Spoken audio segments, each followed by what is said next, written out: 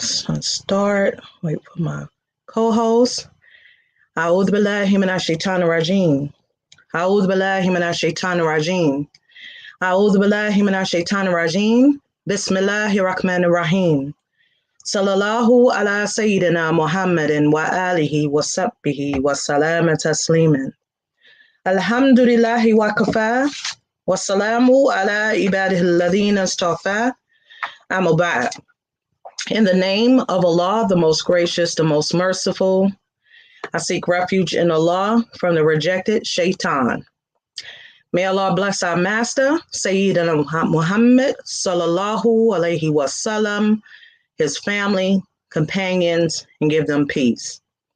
All praise is due to Allah, for he is sufficient for us. Peace be upon his slaves, whom he has chosen. As to what follows. Assalamu alaikum wa rahmatullahi wa barakatuh. Welcome to another episode of the Half Your Deen show with myself, Samira Abdullah, and my co-host who will be joining me shortly, Imam Naeem Abdullah. Before we start this evening, I just want to do what I normally always do, help us to reflect and be grateful and have gratitude to the blessings that Allah, bestowed upon us. Alhamdulillah, Allah hadn't written for us to leave this world. We're here again. Alhamdulillah, just having that opportunity, we should say Alhamdulillah, because it could have been written for us differently. And because of that, this gives us another opportunity to right any wrongs, to improve upon ourselves and our relationships and such, because we don't know how much time we have in this world. So alhamdulillah, I just want to remind us all that, it's only about Allah's mercy that, we get through each day, okay? And it's only by Allah's mercy that we will be saved, from ourselves, from the evil of the shaitan, and from the hellfire. It's only by his mercy. So please, please be grateful, be thankful, and use this time, this little bit of time, this restricted time, it seems like, don't waste it. Do what's going to be beneficial in this life as well as the next, inshallah. Wa alaikum salam wa rahmatullahi wa barakatuh, Sister Hind. Thank you for joining us. And so every second, every minute, we cannot waste it. We have to be mindful of our time. And if we don't pay attention to our time, how we use it, then we're going to be questioned about that. And so I know for myself, I can't even remember what I did yesterday.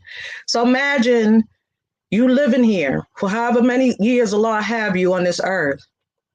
And Allah recounts everything that you did, those times that you were held accountable, and you don't remember any of it. So we have to take the opportunity to correct those things. One of them is we're not perfect, right? We're human beings. We're bound to sin, right? So Allah allows us to cleanse ourselves with tawbah, making tawbah to clear our slate, right? We have to take advantage of those things. Don't think something is so big that you're not able to take advantage of that. Tawbah is there for you to take advantage of. And if you don't do that, it's as if you're like, I know I'm going to the hellfire, No, you should not have that should have that, mindset. Your mindset is, I know I am imperfect. I know I'm going to make mistakes, but let me at least try to clear up some of those mistakes. Let me make tauba. And true tauba it has steps. First, you have to acknowledge the wrong that you did, right? You have to feel bad about it, right? You got to feel like, wow, I wish I hadn't done that. You got to have remorse, sincere remorse, not, I feel bad right now, but I think I'm going to do it again. No, that's not true tauba. You got to have remorse that every time you think about that thing, you have wished that thing had never happened. It just be like, oh man, like it just makes you feel bad all over again just thinking about that. And that's how you should be constantly thinking about that thing. Wa alaikum salam, rahmatullahi, brother Isa, sister Sakina, sister Nabila, thank you for joining us. Alhamdulillah. You know, and then after you feel that remorse, you acknowledge that you got to right the wrong. Okay. And, so by righting that wrong, it's easier to right a wrong that you did against yourself. That's easy, right? That you did. You committed sin regards to yourself, right? But when it comes to another person, that's another animal right there. Because when you do something to another person, they don't even have to accept your, you righting the wrong. They could be saying like, listen, I'm gonna wait for you to the day of judgment. I remember hearing a sister say that. And I'm like, do you really want to wait till the day of judgment? And we say things out of anger, not realizing that you yourself wronged somebody else who has rights over you, that could make a claim over you, and you didn't fulfill that. So when we're dealing with each other, we got to be careful. Wa alaikum salam too, brother Farouk. Thank you for joining us. So you want to right that wrong. Sometimes it's not easy. Sometimes you may have to do it in secret. What I mean by secret, if you go to that person and say, hey, yeah, I was doing this to you, I was backbiting you, I stole this, whatever, something really bad may happen when you do that, right? And so if it's not worth that, and you feel like it's going to cause more harm than good, because sometimes when you try to right a wrong, it makes it exasperates the thing. It just makes it bigger than what it was, right? So you just do it in secret and you pray to Allah that person, Allah turns their hearts, because that's your only, that's the only thing you can resort to and rely upon, and that's not even guaranteed. So we have to be careful about how we deal with things. And this reminds me of the code 3453, right? That 4 is dealing with how you deal with people, right? Imam Ghazali lays out how we're supposed to deal with one another, right? And so, correct me if I'm wrong, right? I think it's 4, and it's either 4 or 5. One of the 3, 4, 5, 3. It's either the 4 or the 5. I know which one of those deals with that. How we deal with each other, okay? And so, to yourself, it's easy. You could beat up on yourself. You could say, okay, Samira, you better straighten up. Allah can call you one day. But when it's another person, people are non-forgiving. Farouk said,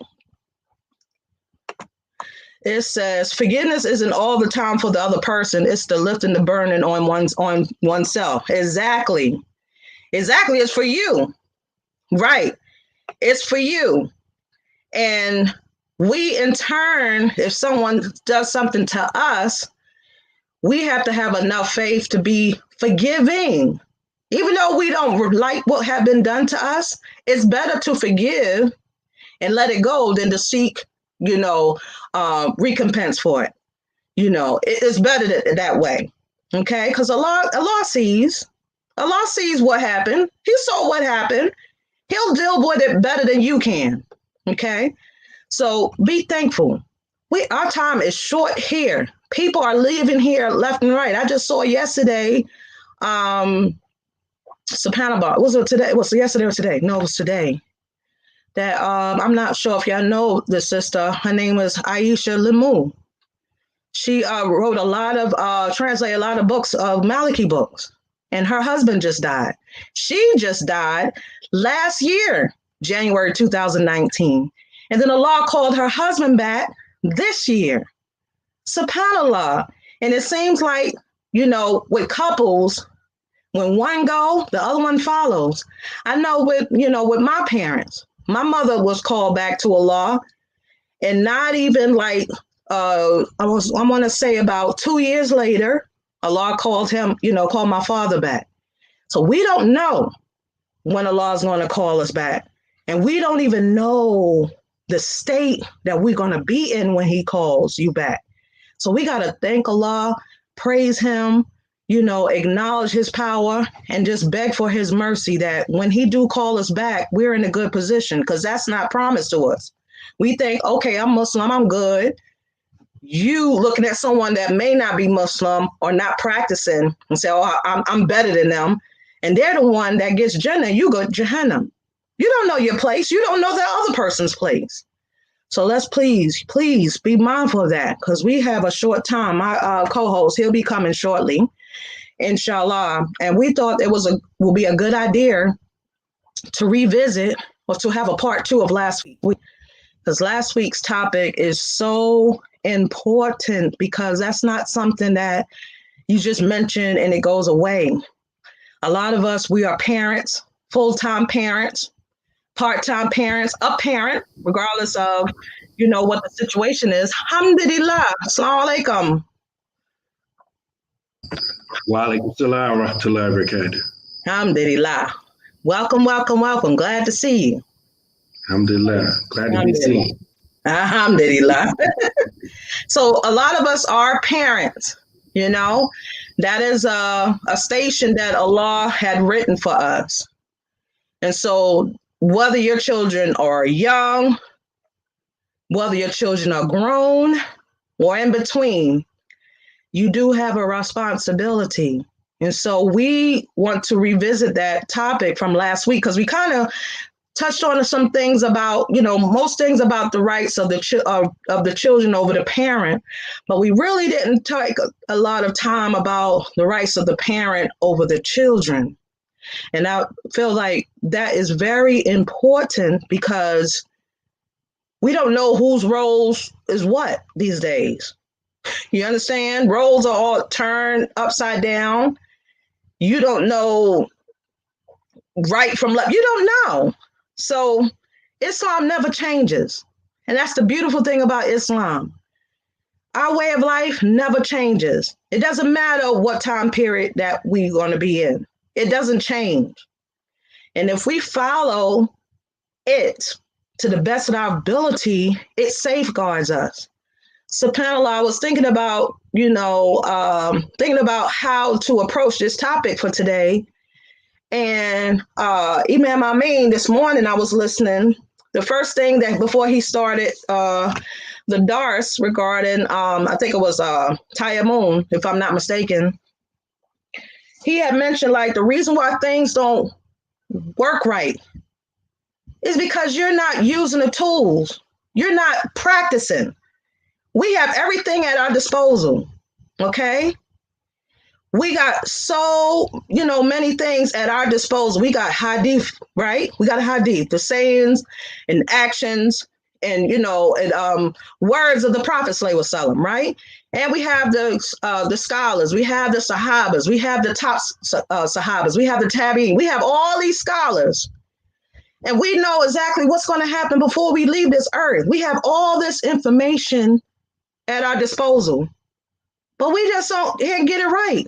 And want to know why things are topsy-turvy in our homes, in our marriages, and such, and it's because we're not implementing that. We think it's just supposed to happen. No, there's work to do, subhanAllah, so that just got me to thinking like, okay, we have children, and some of us, you may not have children. You have a husband or wife, right? You have a responsibility to them, okay? We have a responsibility to those that are under our care. And if we're not practicing it, how do we expect them to fall in line and give it its haq, when we expect for them to give it its haq, mashallah. Mashallah, who's Farouk here, he said, not sure if many or know or indifferent, Sheikh Adli, well-known Salafi Imam, was in a major car accident and emergency surgery. Death comes regardless of whether we think we right or wrong. Yes, may Allah, heal him and bring him back with the full recovery, mashallah. We still supposed to have mercy for one another, regardless of our differences, to be honest. Even with non-Muslims, you still supposed to have mercy upon him. You're supposed to treat them with mercy. Those who does not show mercy won't be given, show mercy. You got to be merciful in order to have mercy upon you. So yes, may Allah heal him. May Allah, guide him back. May Allah bring his health in, full circle. And may Allah, make this an expiation of his sins. Ameen, ameen, ameen. I'm not really familiar with him. I've heard about him, but mashallah, see that, you don't know. You don't know. We take advantage, like we got so much time, like we got so much under our control. Nothing is in our control. Nothing. SubhanAllah. Mashallah. But I gotta make salat because Isha is in here in the Berg, and I just wanted to open up on that. And my co-host here will continue. Inshallah. You really gonna do that? You really just gonna roll? What you say?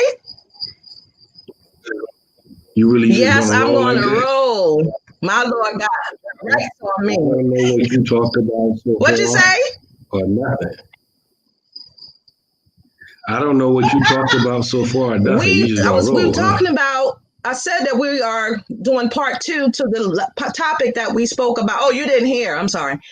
About the topic that we spoke about last week. We kind of concentrated a lot upon the rights of children over the parent, but we really didn't get into the rights of the parents over the children.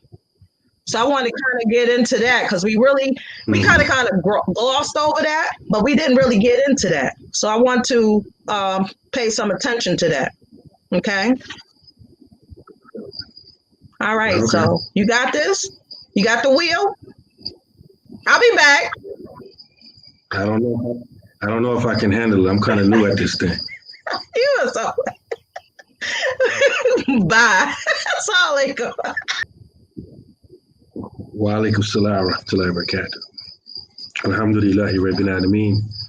Wa afdalu salatu wa atamu taslim ala sayyidina Muhammadin wa ala alihi wa sahbihi ajma'in. Wa radiyallahu ta'ala an sadati tabi'in wa ulama al-amalin.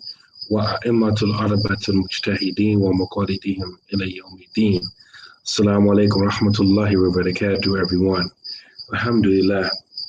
As my wife and co-host said, this is part 2 of what we began to talk about last week, which is the rights of children upon their parents and the rights that parents have upon their children.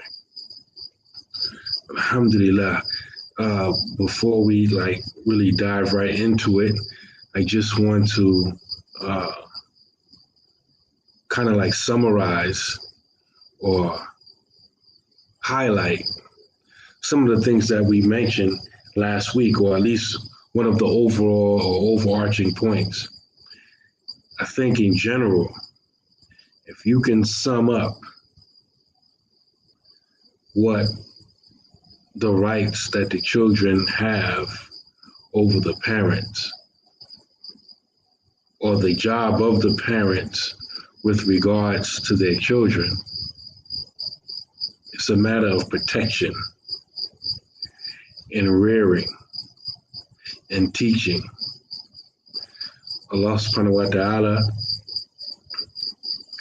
He says, Ya ayyuhalladhina amanu ku anfusakum wa ahlikum. O you who believe, save yourselves and save your families. That's a very, especially when it comes to family, we know all of the Quran is important, but especially when it comes to family, that verse is of critical importance.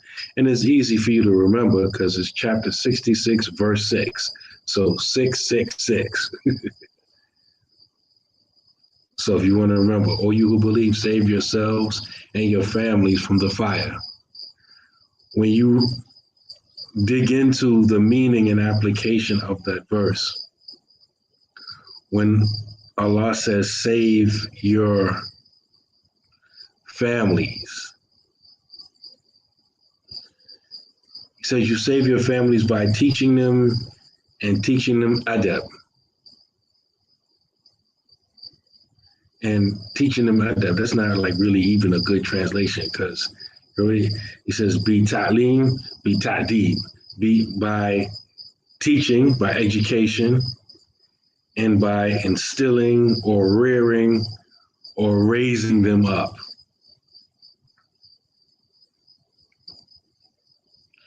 And when you, depending on what commentary you look in, almost all of them say the same thing, but different ways. Sometimes they use hadith to support the point that is being made. And in those tafsirs where hadith is mentioned, usually you always find this hadith mentioned, Kulukum ra'in wa kulukum mas'ulun an ra'iyatihi. Each and every one of you is a shepherd and will be questioned about his flock. Al-imamu ra'in wa mas'ulun an ra'iyatihi. The imam is a shepherd and he will be questioned about his flock. Wa rajulu ra'in fi ahlihi wa mas'ulun an ra'iyatihi. The man is a shepherd in his family and will be questioned about his flock. Wa mar'atu ra'iyatun fi bayti zawjiha wa mas'ulatun an ra'iyatiha. The woman is a shepherd in her husband's house, and she will be questioned about her flock, etc. You hear that hadith mentioned. And as we talked about last week, what is a shepherd's job? Shepherd's job is to protect the sheep from its natural predators and to protect the sheep from themselves. Number one, the sheep can't see what the shepherd can see. The sheep don't pay attention to danger off in the distance. The sheep is just concerned about eating. His head's always in the ground, eating. Just like our children and our families. They just concerned about having fun and what feels good. They're not thinking long term. They're not thinking 10 years from now, 15 years from now. That's your job. And you really can't expect them to do it. In the same way that the sheep is only looking down at the grass or the forage or whatever he's eating. And he's going to move where the food is at. Even if when that sheep or that goat is moving to where the food is at, the sheep or the goat is not paying attention to see if there's any wolves or any foxes or any other type of animals that want to eat them. They just going where the food. They ain't thinking about all that. Likewise, our families are the same way. They just want to do what they want to do to have fun, whatever feels good. They're not thinking about 10, 20, 30 years later. So just like the shepherd with the sheep, and this is beautiful that the Prophet ﷺ will always use this analogy. In fact, he said, Allah didn't send a prophet except that he was a shepherd of sheep. Ra'al Ghanam, right? So even that was even the training, the on-the-job training that Allah gave to the prophets and messengers. He gave them the job of being shepherds of sheep. not shepherds of cows, not shepherds of camels, shepherds of sheep. Other type of animals, they're a little bit more conscious about their own well-being in defense. Sheep, goats, completely heedless and more defensive than those other animals, more defenseless than those other animals. And this is like what our families are to us. So our job is protection. As adults, as husbands and wives. And one of the things that I wanted to kind of like begin this conversation with, when we talk about the rights that our children have over us, like for example, the Prophet sallallahu alaihi wasallam said, the right of a parent, the right of a child on a parent is that he give them a good name and marry them off. A lot of us that have children that are the age to become married, a lot of times we complain that, you know, who am I going to marry my son to? Who am I going to marry my daughter to? My son or my daughter, they're practicing Muslims. I know a lot of other Muslims around me, but they're not necessarily practicing. Who am I going to marry my son or daughter to?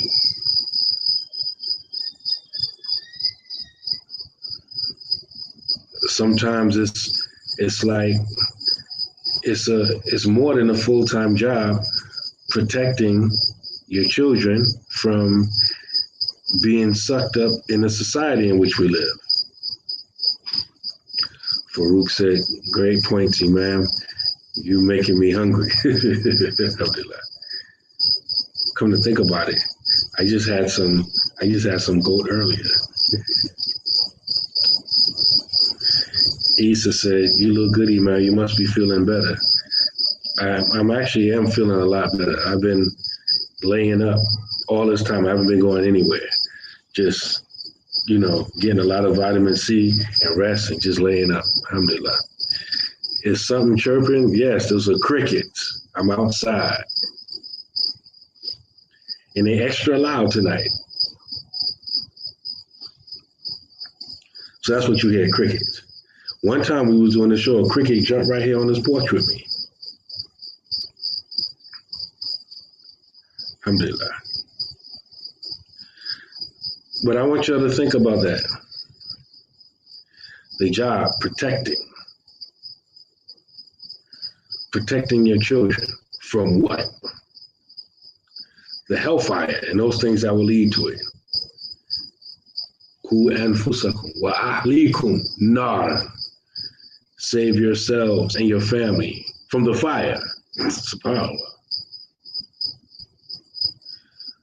So one of the things you want to, the main thing you want to protect your child from is kufr, disbelief. And all of those things that lead to disbelief.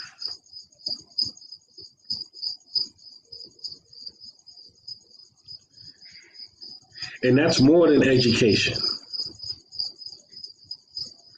That's more than education.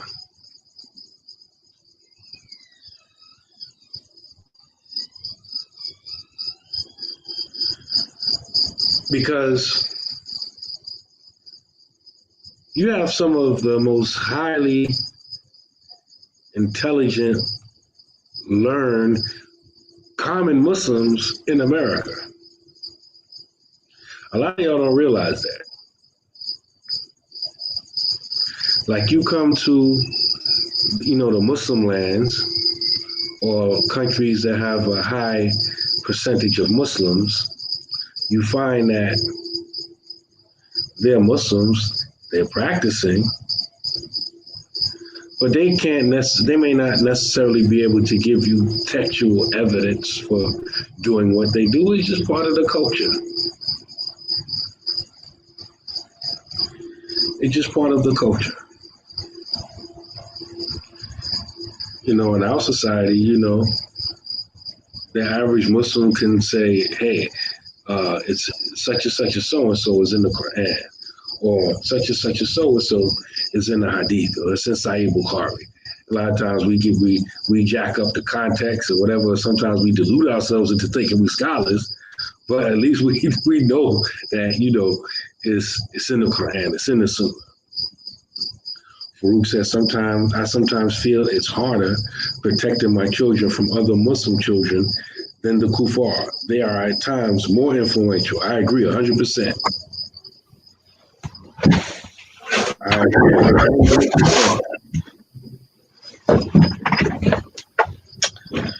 Assalamu alaikum. Conversations that we have and now about our children, I have a secret to tell y'all. To some of y'all people that haven't been paying attention, or maybe you just been Muslim, you just became Muslim. The same conversation we having now, they was having in 2010. It's 2020. They're having this conversation 2010. And guess what? They was having the same conversation in the year 2000. Guess what? I got another secret to tell you. They was having the same conversation in 1990. And you know what? They was also having this conversation in 1980. Some of these same conversations that we having. Imam Amin said, he's alive. Allahu Akbar. Alhamdulillah.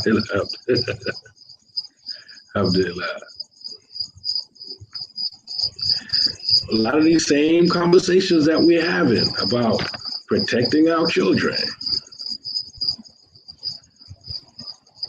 that we have right now in 2020, is the same conversation. I've been Muslim since what? 1991. People that have been Muslim way long before me been having the same conversation. And my elders, I know imams who've been imams since before I was born, literally. Imams that have been imams way before I took Shahada in 1991. They was having these conversations way before I knew Ashhadu an la ilaha illallah, Ashhadu anna Muhammadan Rasulullah. And they built institutions, or tried to build institutions, not just masajid, but they tried to build that Muslim community. They tried to build, Islamic schools. They tried to build businesses. They tried to move around the masjid. They were builders. Many of them started with nothing and built big communities. Having these same conversations that we're having. Difference between them and us, most of us, we're only talking about it. We're not even builders.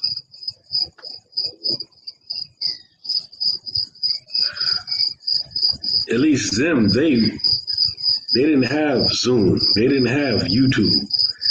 They dealt with each other in person and built their communities, their masjids, and their institutions in real, or at least tried to build it. There's even some masajid that I used to go to in New York that don't exist anymore. Institutions that were built, functioning, and now don't exist anymore. Now you get to us right now, we don't want to even come to the masjid. We just want to stay here on YouTube and Facebook. Forget building. But we got the same problems that the builders who came before us had. The problem didn't go away, it's still here. And we're doing less than what they did.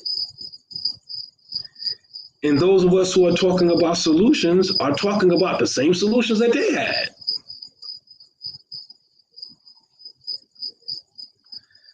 I mean, think about this. Those of us who have children that are getting older, right? We all know what we want, what we hope or expect from our children. Are we seeing it? And if we have a whole bunch of children, I know imams that got double as many children as I got, and I got a lot of children. And you talk to them, and they be like, man, if I just get one to stay on the deen.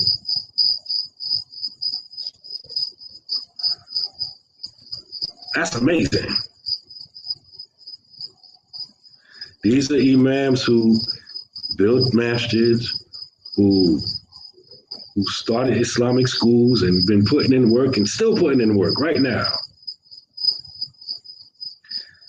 I'm not trying to get too specific and name names because this name is not important, because even if I name a name, if I ask y'all to name other people, y'all can name different names. So the name is not important.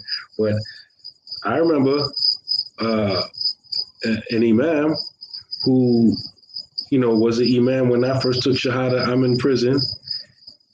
And his son is catching drug cases coming in prison with me. I took Shahada. I was a Muslim when I came to prison. I came into prison as a Kafir, left as a Muslim. But you got children of imams in prison. I got a son in prison. Was we glorifying criminal activity at home? Did we allow criminal activity to take place in the house? No. But it still touched us. Back when I was younger and naive, I used to think, okay, look at that imam's son over there. Imam must be not really all how he sound on the minbar. That stuff he be talking about in the khutbah. Maybe he not practicing it at home. That's what you think when you don't know any better. One thing that we are not really paying attention to and we ignoring is the fact that it's not only the parents in the masjid, even if you send your children to an Islamic school, that's having an effect on your children. It's the overall society. And the overall society is going to have way more impact than you.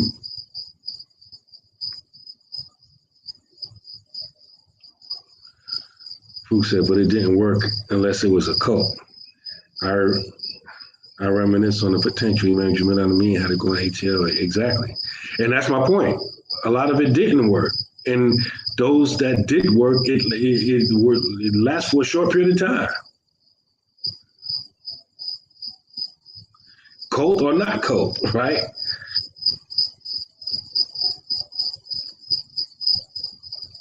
Because the rights that the children have over the parents is that they protect them.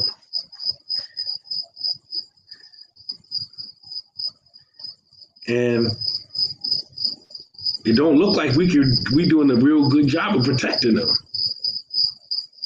Not because a lot of us ain't trying. We got a whole lot going against us. And it's going to take, I think it's going to take a lot more drastic measures than a lot of us are prepared to take.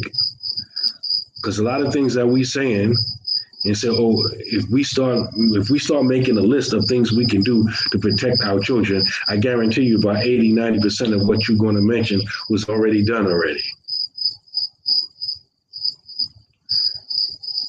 He's going to remain on mute.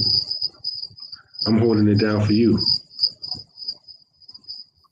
No, you holding it down for us. I'm agreeing with you, mashallah. So I'm trying to get my strength back. You trying to, keep me weak. Because we're doing a lot of talking. Matter of fact, you said, let me go make tahajjud.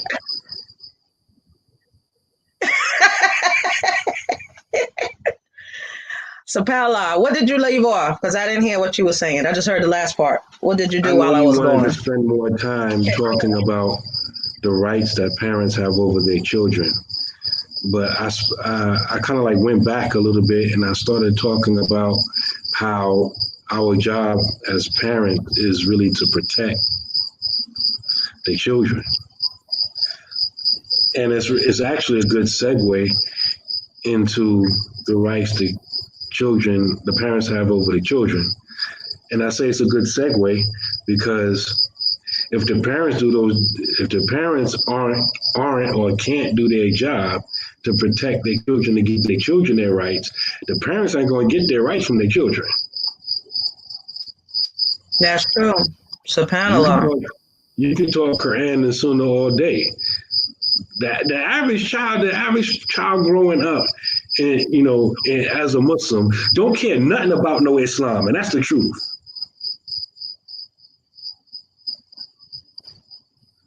I remember even before I met you,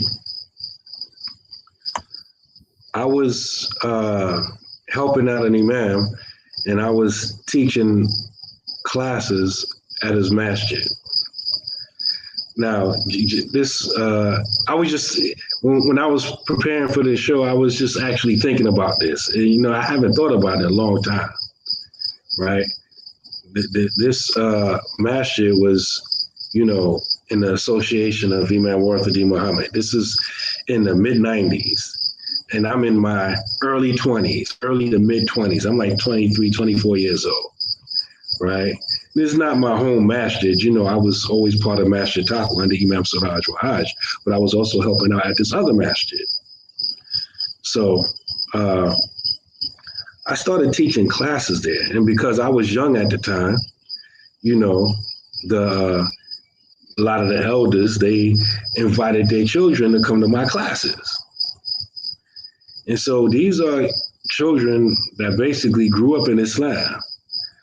And all of them was really like disinterested. Some of them were close to my age, some of them were still teenagers, right? And so the carrot that they used to get their children to come to the masjid is that you got this young brother at the masjid teaching, which was me, right? So it was a Sunday class. And so, I started teaching the class, and they was like excited to come, and the numbers kept growing and growing and growing every week. And I was thinking, like, man, I should always have classes. Why are they coming to class now? Because I'm here. It ain't me. They don't know me. I ain't nobody, right? So, but after reflecting, I'm thinking I'm closer to their age. And I'm not just necessarily teaching the subject matter. I'm teaching it really I'm couching the teaching in my experience, my life experiences. You understand? So the class kept growing and growing and growing. And this was one of my early lessons in masjid or group politics. Remember, I said the masjid was under association of Imam Warthadi Muhammad, right? So one day I show up to teach my class, and they call me in the office. And they were talking about trying to get, this new breath of fresh air, this new youth that's in the masjid, trying to get them in line with their methodology. And so it was like, yeah, okay, alhamdulillah, you're doing real good with the class. So today we're going to need you to play this video right here. I'm like, play this video? I got my material all set up. They was like, yeah, we know all that, but you're going to play this video today. And this video was a video of Dr. Jamal Badawi. And I'm like, first of all, these kids, they're not used to no immigrants talking to them. I don't know if you know who Jamal Badawi was. He's back in those days, he was, this is the VHS era, So, you had, Ahmed Deedat tapes, you had Imam Siraj tapes, you had Jamal Badawi tapes, you had Dr. Abdullah Hakim Quick tapes. So if you went to an Islamic bookstore back then, before it got completely Wahhabied out, and you wanted to buy videos, those were the top like 4 names you were going to see, in an Islamic bookstore. So Jamal Badawi, for someone that's not used to listening to immigrants speak, he has a heavy accent. So I'm like, okay, number one, what he's talking about ain't got nothing to do with the class. Number two, he got this heavy accent. Number three, what y'all up to? Why y'all like, somebody complaining? Like, what's going on? Right? And so I was like, all right, I ain't gonna argue with y'all, right? I ain't gonna lie either, right? So this is before flat screen. So I roll this big TV out. Remember how like in the school, back in public school, how you had the little cart with the TV on it? It's one of those. So I pushed the big old cart out, right? Right? Plug it up. Like, what we doing? You ain't teaching class? I say, nah, he's teaching class. He's like, who's he? The dude you about to watch in the video, right? And so they look like, what's up? You ain't gonna teach it, no? Like, nah, they got something else in mind, they ain't charged, right? Whatever, right? So I put on the videotape and they looking at me like, what's up? I'm like, I asked them, that's your people sit there. They told me to play this. They said I didn't have a choice in the matter. So I'm just doing what they say. I came ready to teach class, right? So they completely zoned out or whatever like that. And, and so then the next week they said, we want to put on this videotape. Basically they used me to get the people there. And now they felt like the people was there. So now, they can give them what they want to give them, right? When the class like dwindled down after that, they want videotape, video after video, right? So, but the point that I was making, the thing that made me think about that experience is that all of these children were Muslim. Their parents were Muslim. But they were completely disconnected, disinterested, and didn't know the basics about Islam. And the way that they got them interested was by bringing someone young like me at the time. Well, I'm still young, but not like you, Habib. I'm the youngin' in the situation here. But just reflecting on that situation, I said that was like in the mid to late 90s that happened, right? That's over 20 years. My observation tells me we still got the same situation. You pull any of our children out of any one of our homes, most of them don't care nothing about no Islam. I'm talking about the even one that's practicing. I'm not even talking about the ones that's hostile to Islam. I'm talking about the ones that's, just practicing. They like really don't care. They not trying to, a lot of them don't know their salats, 5 pillars maybe, articles of faith maybe. Ain't trying to learn no Arabic. Just, I'm Muslim because I live here, with them, my parents, is like no real interest. And that's not just only with, Black families. It's the case with a lot of immigrant families. A lot of immigrant families, their children don't really rediscover Islam until they get into the MSA in university.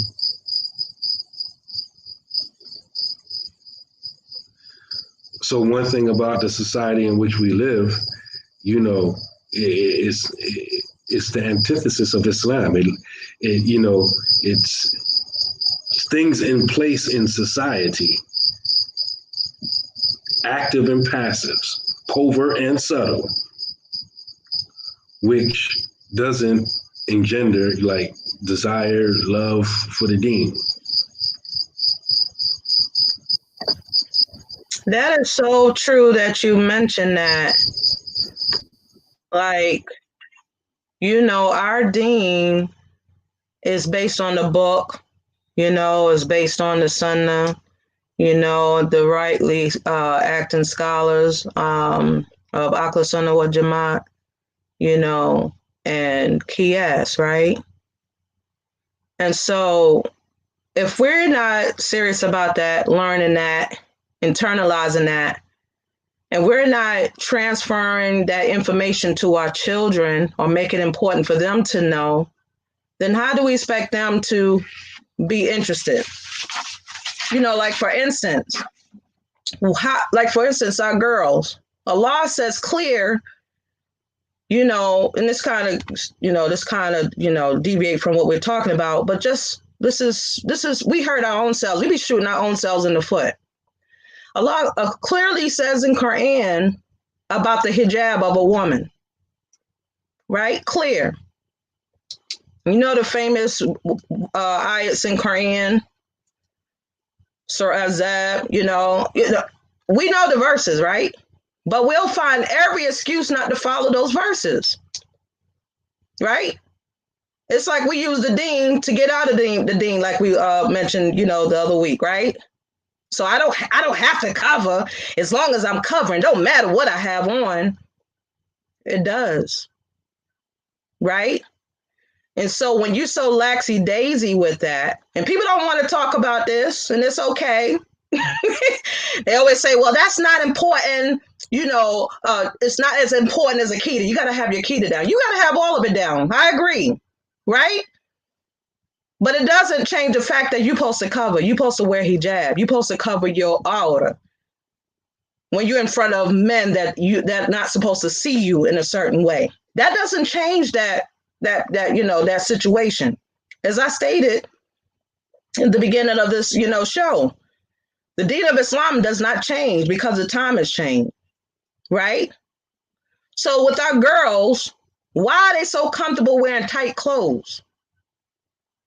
Answer that question. Why are they comfortable like that? Wearing tight pants, wearing no hijab, no khimar, no nothing. Why are they comfortable like that? Living in their parents' home. Say that they living at home. Why they feel so comfortable? Because we don't make it important for them. We don't explain to them that this covering is a commandment from your Lord. Okay? We don't have, we're not, putting emphasis that this is for your benefit. We always trying to find excuses to see how we benefit from the thing. We just need to obey our Lord, obey his commandments. That's it. No more, no less. But we always skirt around certain things. We don't want to discuss it. We always try to downplay it like it's not important. If it was in the Quran, it's important. If it wasn't important, Allah wouldn't mention it, and Allah knows best. But he covers a whole bunch of subjects in the Quran, and we skirt around those things that we have shortcomings in. Instead of saying, I have a shortcoming and I need to get up to this level. But instead, I don't have to do that. I don't have to dress like that. I don't have to dress like I'm from Saudi. I don't have to do that. It's always something what you don't have to do. But are you doing it? Because as a woman, especially a married woman, no one should be looking at you except your husband. Nobody else. Nobody should see your curves, know how thick you are or how slim you are or how wide you are or how, anything like that. And the Prophet's wives, who are our mothers, they carried themselves in such a way that people didn't really recognize them either. When the ayats of hijab, came down, those revelations came down. So who are we? Who are we?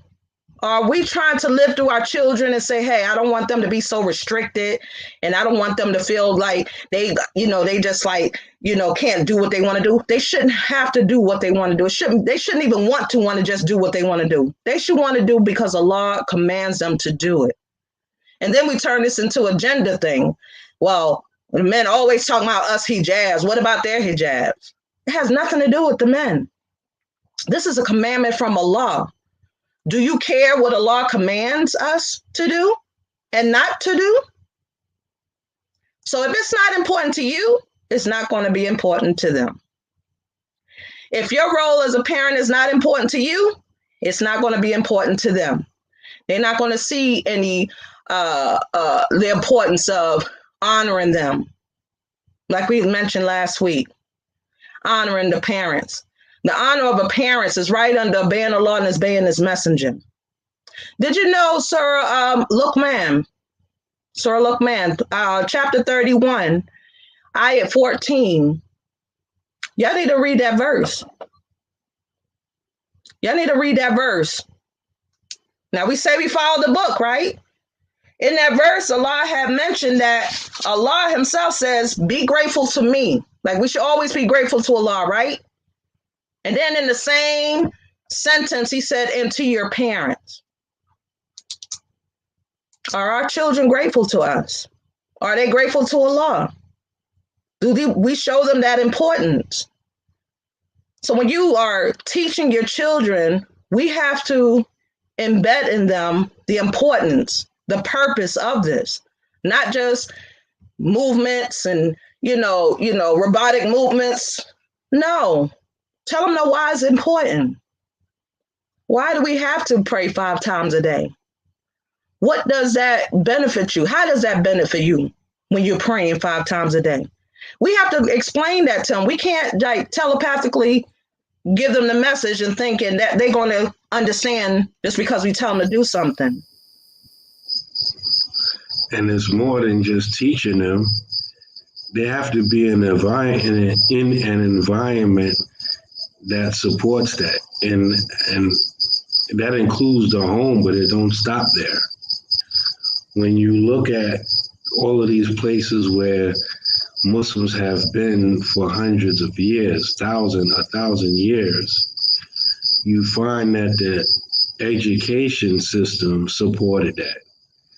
Like all of these Muslim lands all over the place, they have traditional educational systems. As soon as the child displays the type, a certain level of intelligence,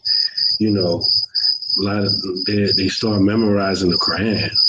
Even if the child doesn't finish it. That's why you go a lot of these places, the average person who's not a scholar, talking about the adult, if he grew up, as we say back home, Abdul Mu'min, back home, right? If he grew up back home, he knows a lot of Quran compared to us.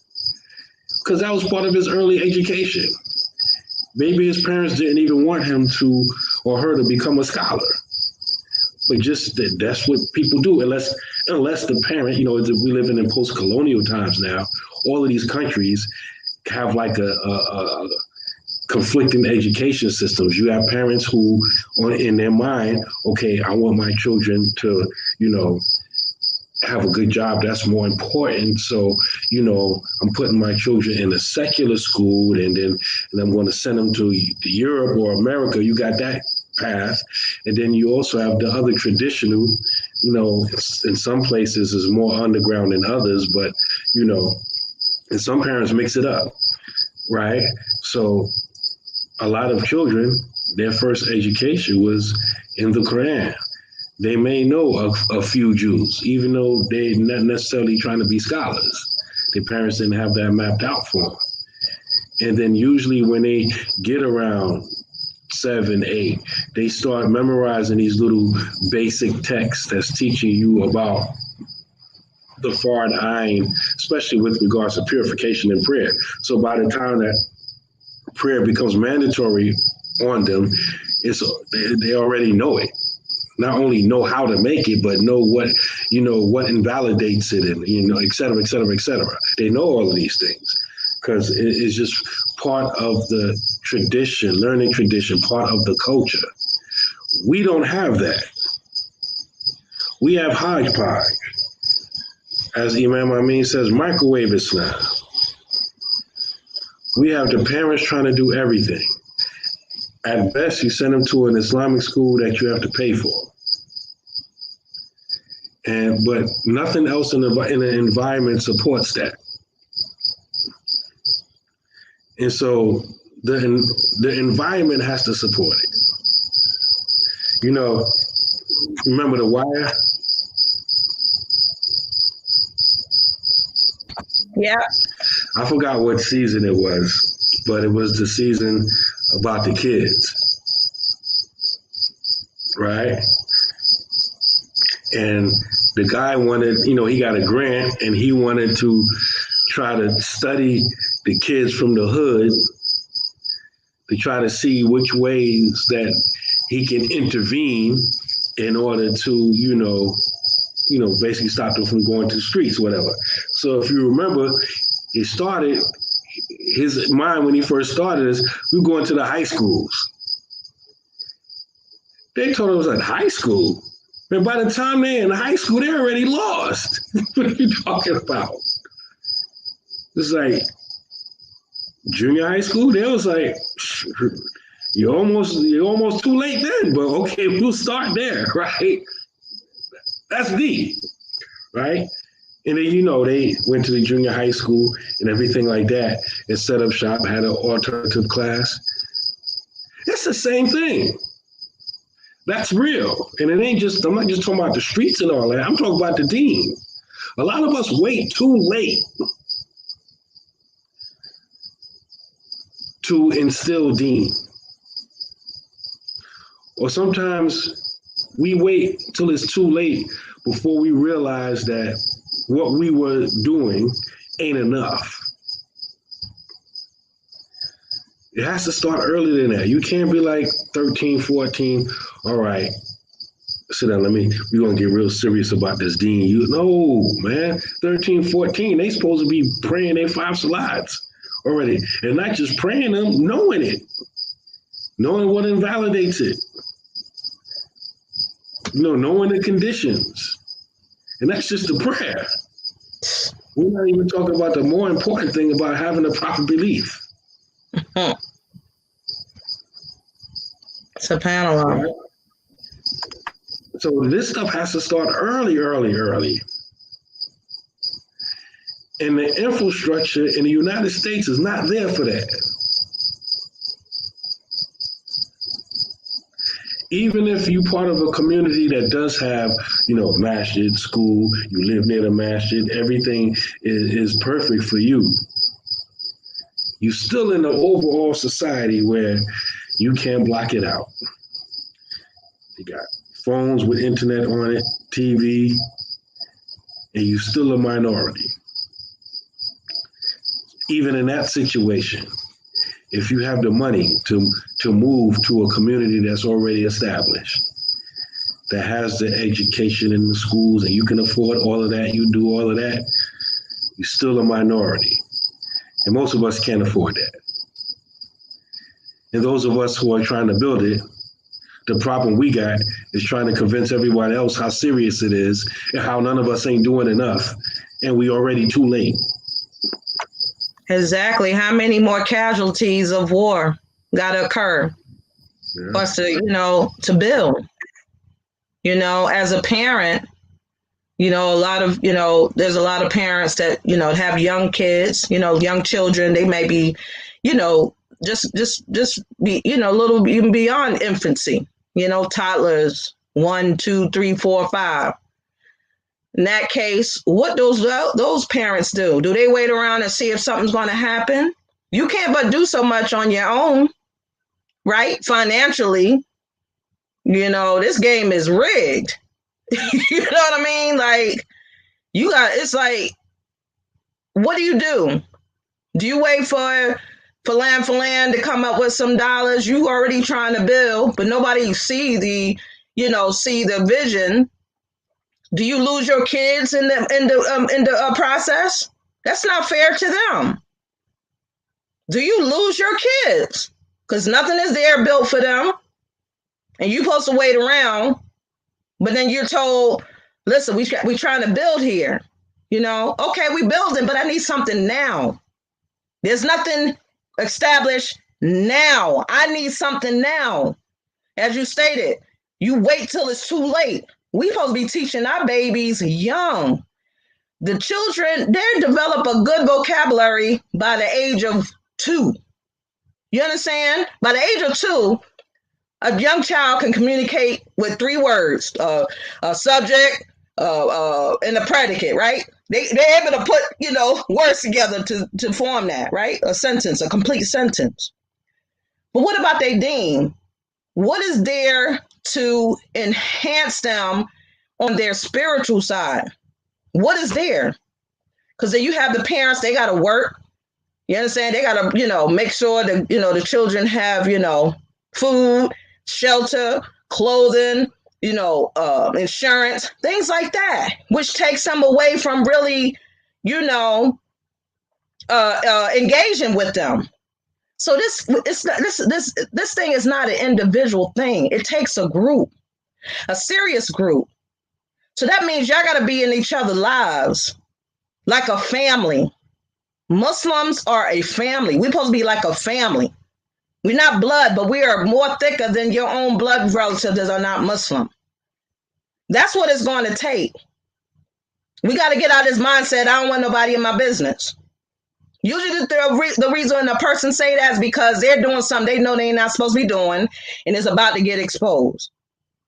I just started going on Instagram, right? I'm not really a social media person. Usually I just go on Facebook, what have you. But Instagram, I use it for business because I was told that would be a good place to advertise. And it is so heartbreaking to see no Muslims. I know they parents and they children up there just showing their butt, showing their booty, shaking it, half naked. And I'm like, oh my gosh, it's like, okay, they don't do it on Facebook, but they do it on Instagram. These are Muslim children out there, and it's heartbreaking to see that. That's my child. That is my child I'm looking at. And all these men are taking, getting pleasure. And we're like, well, I don't want to be so strict on them or whatever. You got to do something. You understand? We got to be in each other's business. You understand? Facebook is the old folks home, right? Amongst the kids, they laugh at us like Facebook. Nobody be on Facebook, right? Yes. Instagram and these other apps, that's where it's at, right? Yes. So I had to go over there because everybody's over there, right? Yeah. You gotta have a fans only page too.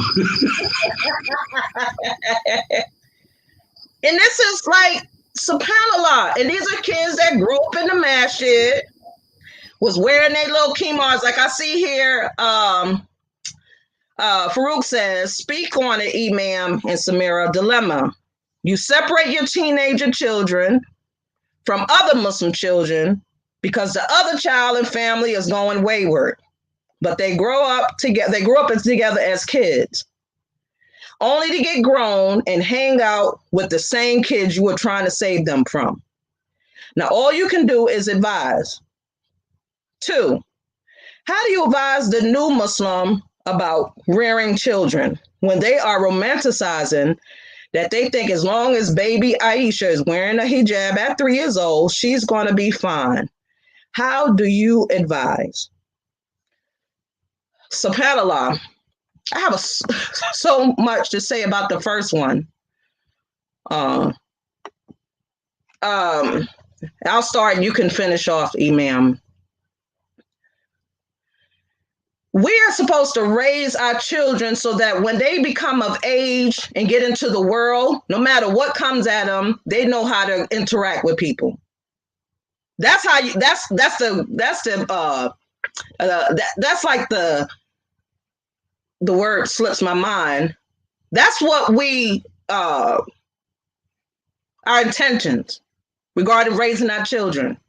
You instill in them morals, right from wrong, right? Fear of Allah. And so when they go out into the world, because they're going to have to deal with people, they're supposed to have like a shield from that.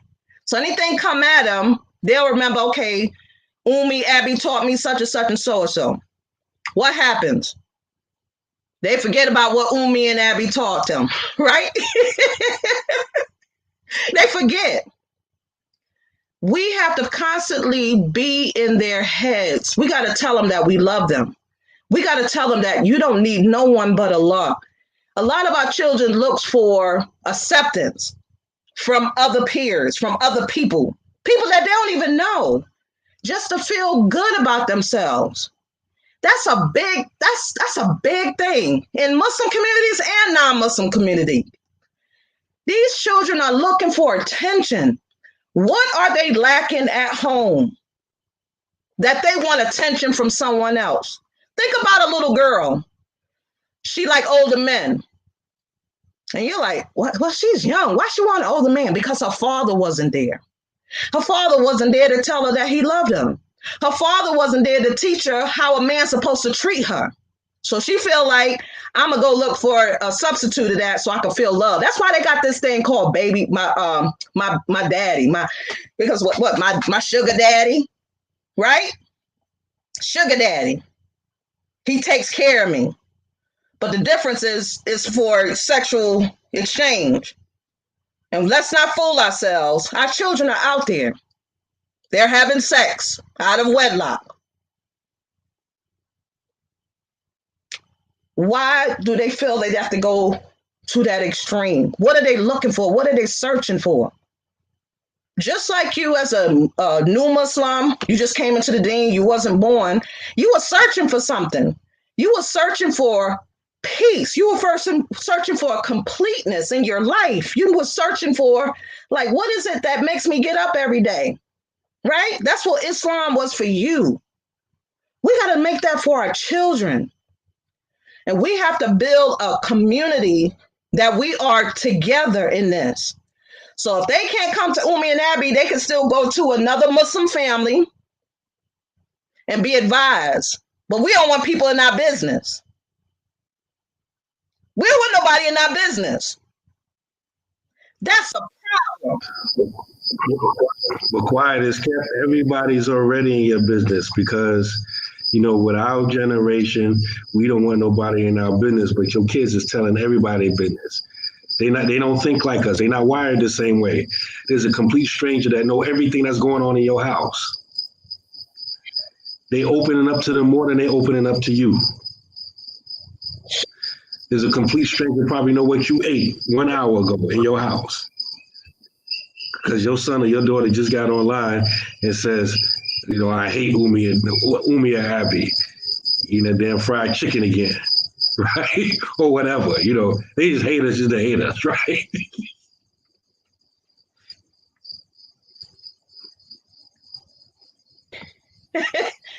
That is so true. And like you said earlier, they'll open up to a complete stranger a lot of times before they open up to you. Somebody just popped up in their DMs. Hey, how you doing? Beautiful, right? Or after liking 1,000 stats and hearting everything up, now you're ready to tell them everything, stuff you don't even know. And the person that they opening themselves up to, they don't even know what they really look like, if they really exist, if it's really a troll and it's really somebody that they really do know, but act like they don't really know. They don't know. Ooh, child. Yes, I was just looking at a story the other day. This known pedophile got this little, I forgot how old the girl was, 12. He convinced her to travel on a plane. This is not nothing new, but this was recent. He's a known pedophile. And somehow they intercepted her travels at an airport before she actually got to him. I forgot how they found out. So this complete stranger was going to do whatever with this child. That could be your child, my child, your children. This is how vulnerable they are.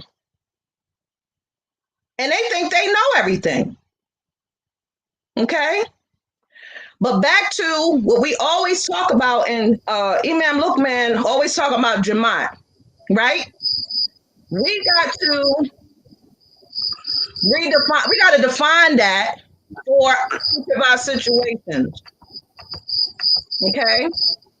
We have to define what is this Jamaat's function is going to be, especially if you have children. If you have children certain ages, certain things should be happening in that Jamaat, and y'all should be on one accord what happens. Like chastising.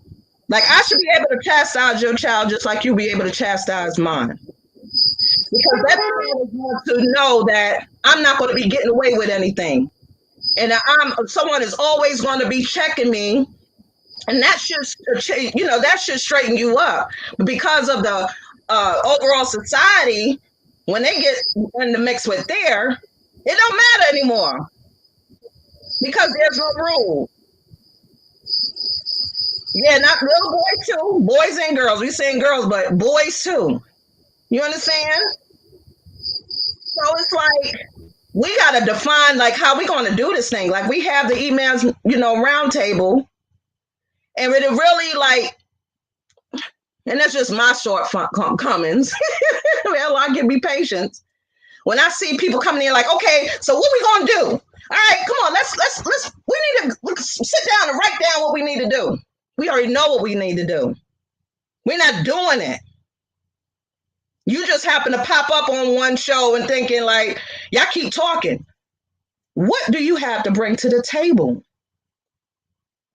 What is it that you bring into the table to make sure that things are being done? And then you have these people in and out. And I've been around long enough, and not long, not it's not been a long time, but I've been around long enough to see who's serious and who isn't. It's going to take a small band of people. There ain't going to be a lot of people. The Prophet ﷺ already described his ummah. We're going to be the largest, but most of us are going to be like that foam on the top of the ocean, like trash, like y'all ain't gonna benefit. Y'all not even gonna benefit the ummah as a whole. That's how a lot of us are. We have to realize this. So we have to define what this community looks like, and and you have to agree. This is how we're gonna go about it. This is how we're going to raise our children as a whole. And you better keep in mind you made a contract and you stick to it. We don't stick to our word. Our word used to be our bond. I had put my old stat. It used to be your bond. But if you ain't got that, what else do you have? We got to stop saying, I don't trust, I don't trust. There is people to trust out there. There is people to trust. But you got to be able to recognize those people. You got to have that insight. You got to have that insight. Allah gives that to certain people. You know who to work with and who not to work with. I think there's two comments that kind of like go together here. I'll put one up. Dino Kehik, I hope I pronounced your name right, says, right, Muslims are one family. Pittsburgh Muslim communities are divided along ethnic lines. Kids are not hanging out together. I believe that's true, but it's not restricted to Pittsburgh. I think that's for the most part all over the country. But with every trial, with every nikmah is a nitmah. With every bad thing is a blessing in it. And I would definitely want you to chime in on this point, what I'm about to say. Maybe it's a good thing that we divided among ethnic lines, because a lot of, and I'm going to say it, and I know a lot of people from the surrounding Muslim communities, they quietly watch my page, so they're going to hear this. And it's good that you'll hear it. A lot of your children are racist. A lot of them know how to call us niggas in more than one language. And they didn't learn that in the womb. They learned it at home. And I'm not talking hypothetically. We know, because the school that they have in Pittsburgh, our children used to go there. Racist rhetoric and stuff used to come from the principal. Tell me about that time what the principal say, that black people are lazy. Yeah, she felt comfortable. I could talk to anybody, right? I could talk to anybody. It don't matter what color, whatever, right? And she was like, because and this is not tooting my horn, just my character. I work hard. I'm a strong woman. And so she noticed my work ethic. And she was like, you cool. Like black people, they're really like loyal. Like their dean is like real strong. But why some of y'all lazy? Why are black people so lazy? And it just like took me aback. I'm like, I know she didn't say what she just said. to me. And this is not the first conversation. This was a couple of conversations. And I told her, if you knew our history, you wouldn't say that. There are wounds that had not healed from slavery. And it's not because we are lazy. This society is set up for us to fail. And so I tried to keep my calm. I could have came at her and cussed her out. I didn't.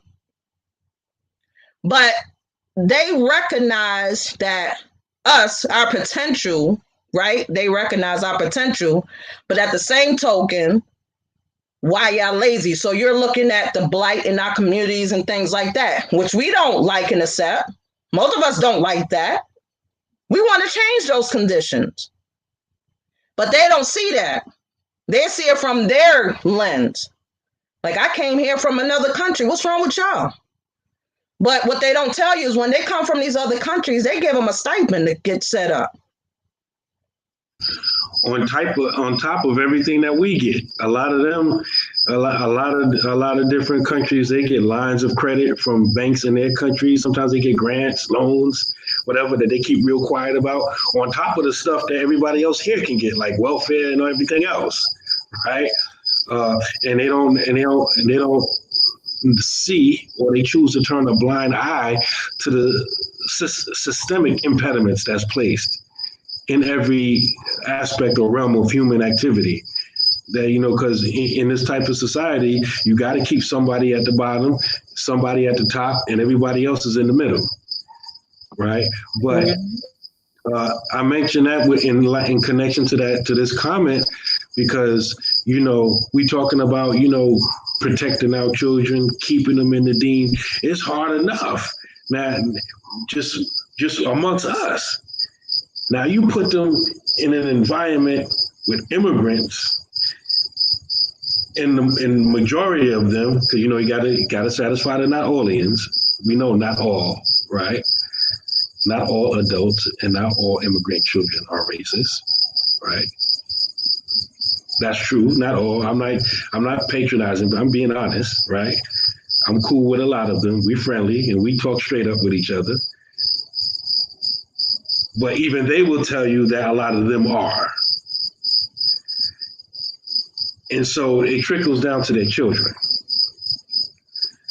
And a lot of them, and the ones who feel it the most are our women and children when we mix up together.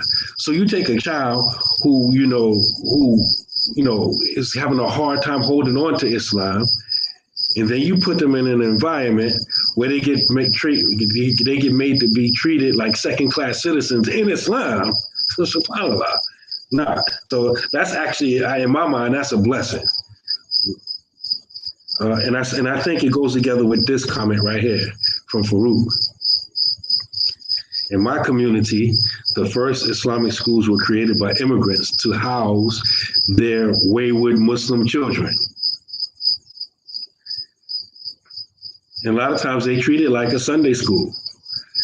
And if you walk in on it, you're like, ain't no education going on in here. It's buck wild in here.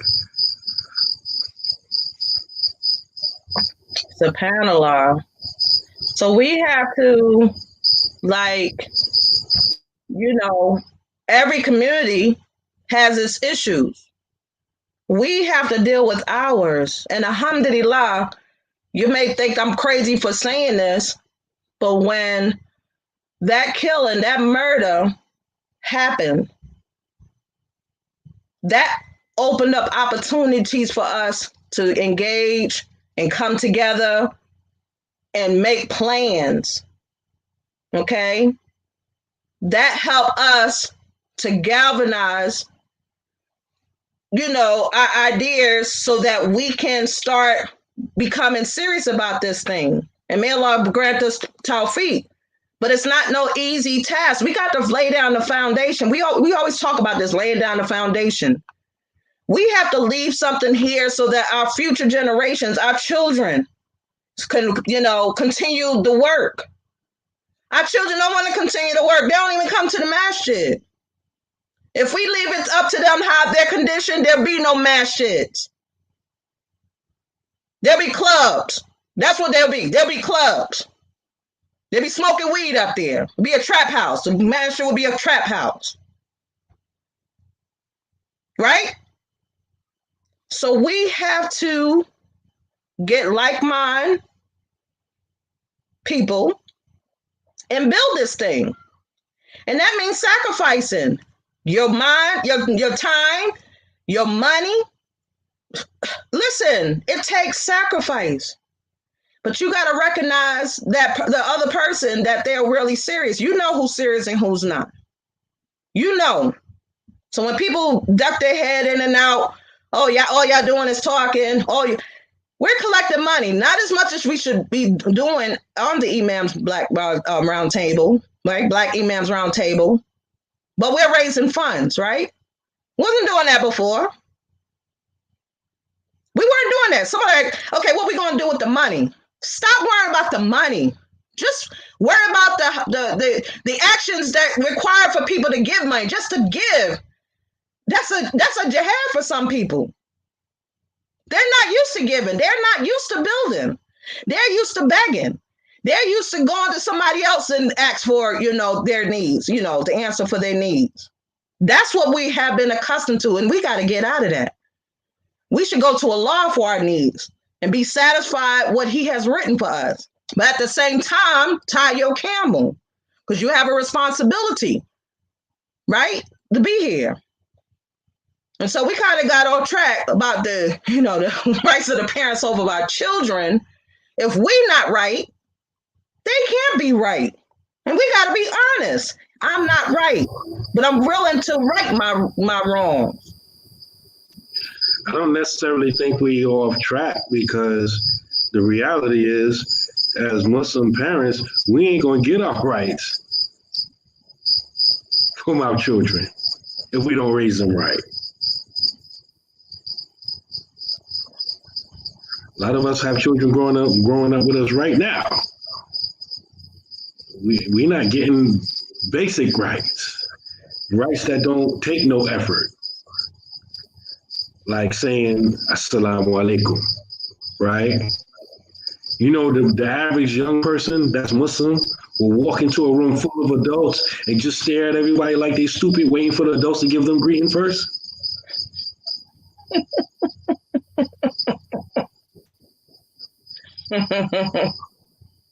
Like subhanAllah.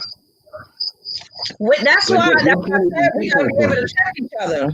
We gotta be able to check. Like, listen, that's why we have to be able to check one another. Elder or what have you, see that? You talk to that young bull or that cat, whatever you want to call them.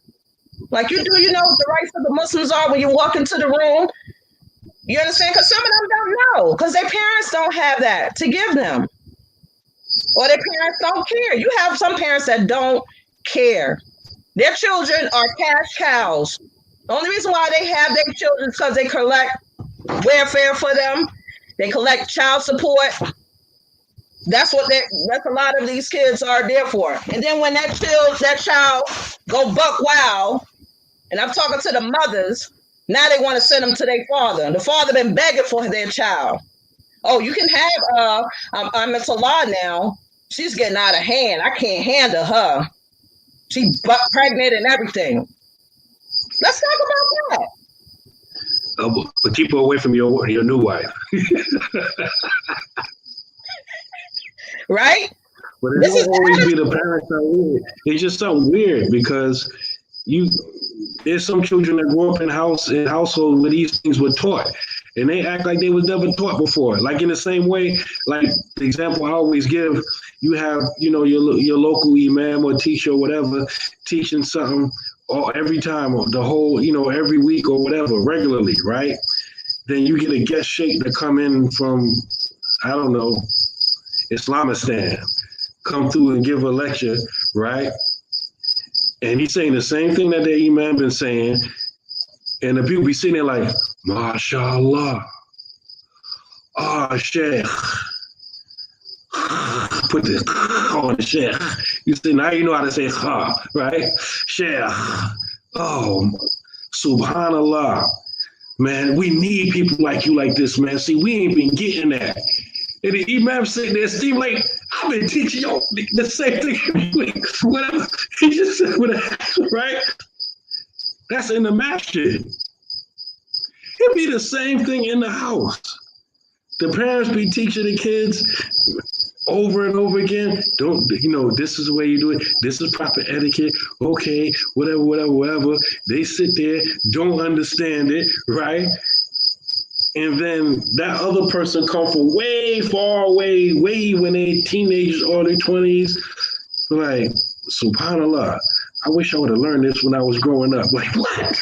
Oh, man. Like, subhanallah. For real, you really gonna say that? You wish, no, all parents ain't negligent.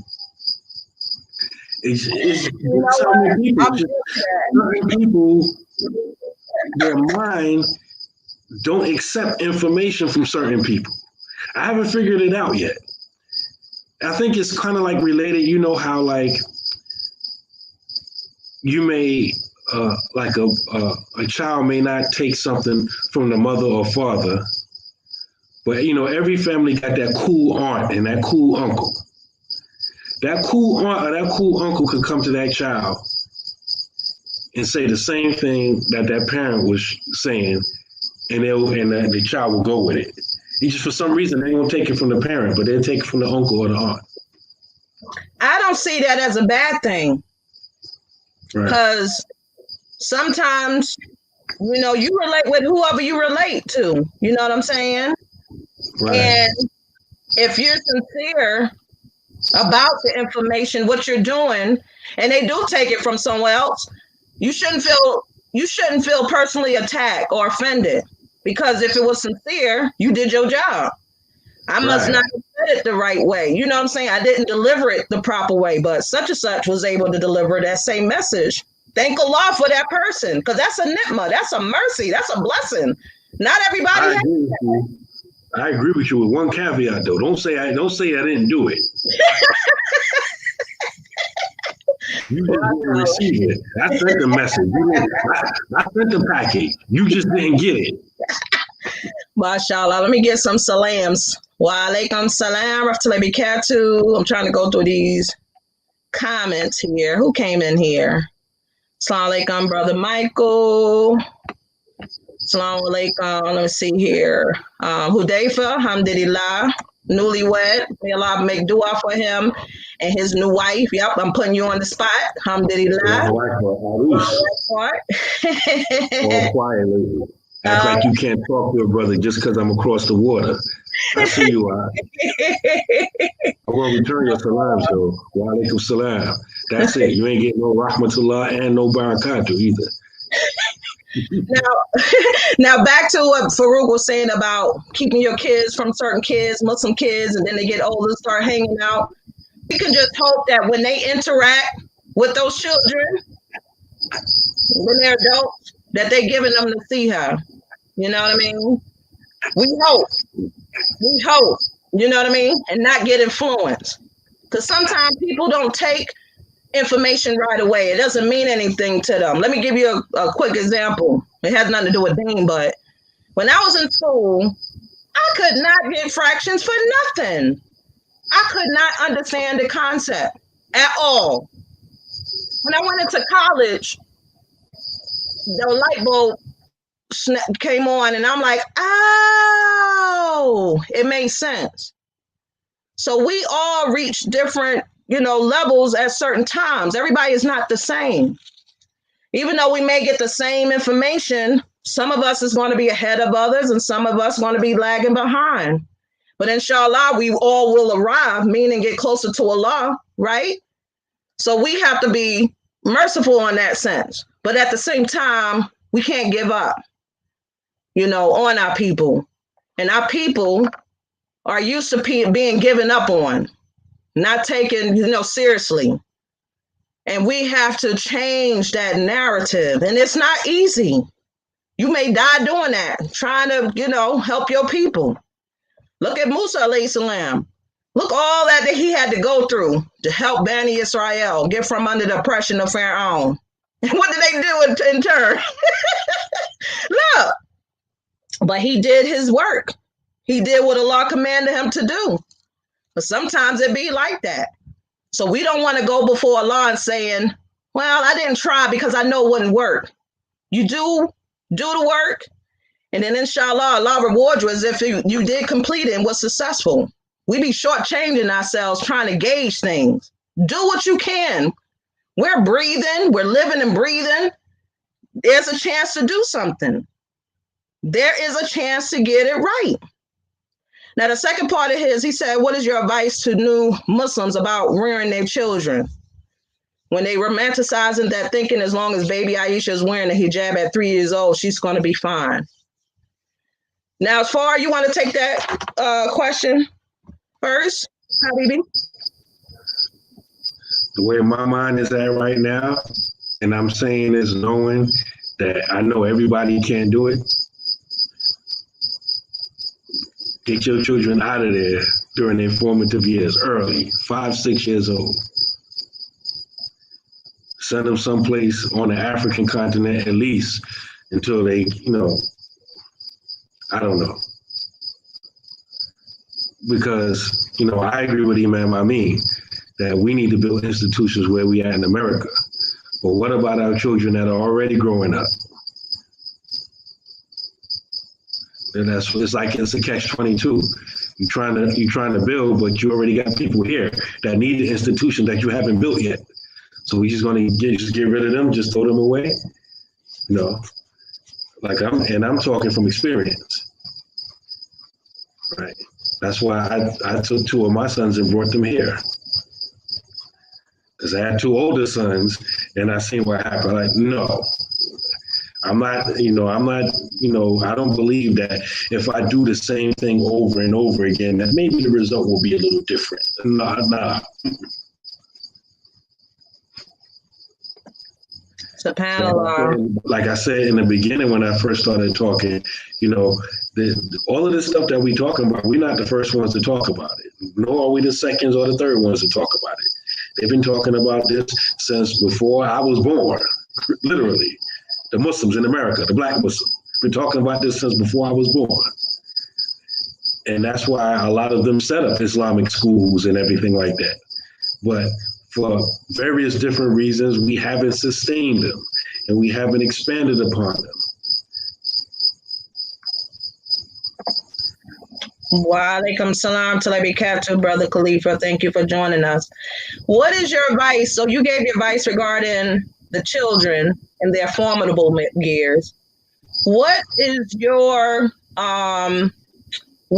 outlook about, like you said, these communities been building schools all these years, right? And haven't expanded them.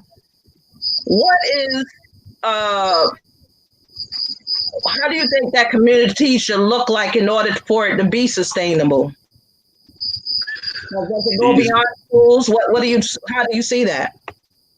These young children who I'm saying send out while we don't have our own institutions yet, bring them back when they're still young and put them in active positions. That requires money. It always go back to that, and it always been like that. But we had people like Abu Bakr giving up all of his wealth. We have people like Umar giving up half of his wealth. We have rich people like Uthman ibn Affan, Abdurrahman ibn Auf. We have people that that had money and didn't have money. All of them gave. All of them gave till it hurt. The rich one and the poor one. We got people amongst us that got money and don't got money, and none of us is giving until it hurts. But we all got complaints though. It's the welfare mentality that you alluded to. We're waiting for somebody else to come do it for us. It's a subconscious, like what I call a welfare mentality. Like I've seen people over the years get fed up with the black Muslim community, right? Their level of activity or action and work in the black Muslim community is on a scale from 1 to 10, maybe even about 3. But they had a lot of complaints though, right? So they give up, they turn it back, and they go to the immigrant community. And that person, usually they just go there and they're not active at all. They just, everything is done for them. Everything is, they can just go there and enjoy the khutbah, the classes, the potluck and whatever, and don't have to do anything. Or I seen where these same people go to the immigrant community and put in more work. Like, subhanAllah, we couldn't even get you to vacuum the rug over here. You over there, you the jack of all trades. This goes to show, just like the other night at the Imam's Roundtable, Black Imam's Roundtable, like Imam Amin had mentioned about, these people need salaries. You know, we have to pay these people.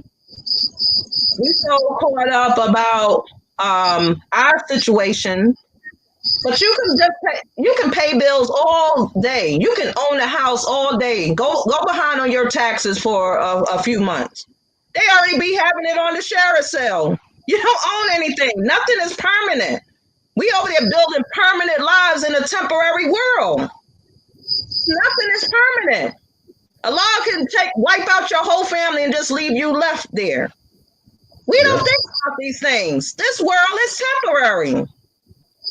We have to give and to give where it hurts, meaning that not that you miss it, but you know, like, subhanAllah, I could really use this, but I know for this cause, it'll do more justice. My dollars will stretch longer in this life and in the next. So we got to stop playing. We know who's serious and who's not.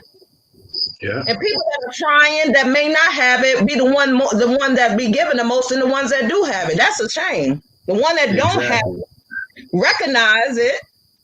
Then the ones that do have the money. Like, when you have money, it should just, as soon as it come in your hand, it should leave out of their hand. And the reason why it don't leave your hand so fast is because it's in your heart. You know how many rich people died, billionaires, and there's no benefit to them? They're gone. They're dead, right? Their wealth is here. And it's not benefiting anyone. We should be the same way. When we go into our graves, we should be welcoming our graves, be with the mindset that I gave, and that my giving is going to continue giving after I'm gone. Like, find every opportunity to give, to be charitable. That should be your mindset. That should be part of your character. The Prophet ﷺ was charitable, and those around him, the Sahabas, were charitable. They were not stingy. We got to stay out of this stingy stuff. And we're stingy with our own situations, and we're stingy for our children. But yeah, we complain about our children not being, giving. It's because you taught them that character. They got that from you. Something that's deep, I got to find out, is one of my stats on my page, one of my stats about Gambia. And somebody commented, and I think they really captured what I'm about to say. Said, in America where we live, it's an individualist society. Gambia is a family-based society. And I thought about that. I mean, it's obvious, but I really thought about it, right? Like, in families, even dysfunctional families, you have a code.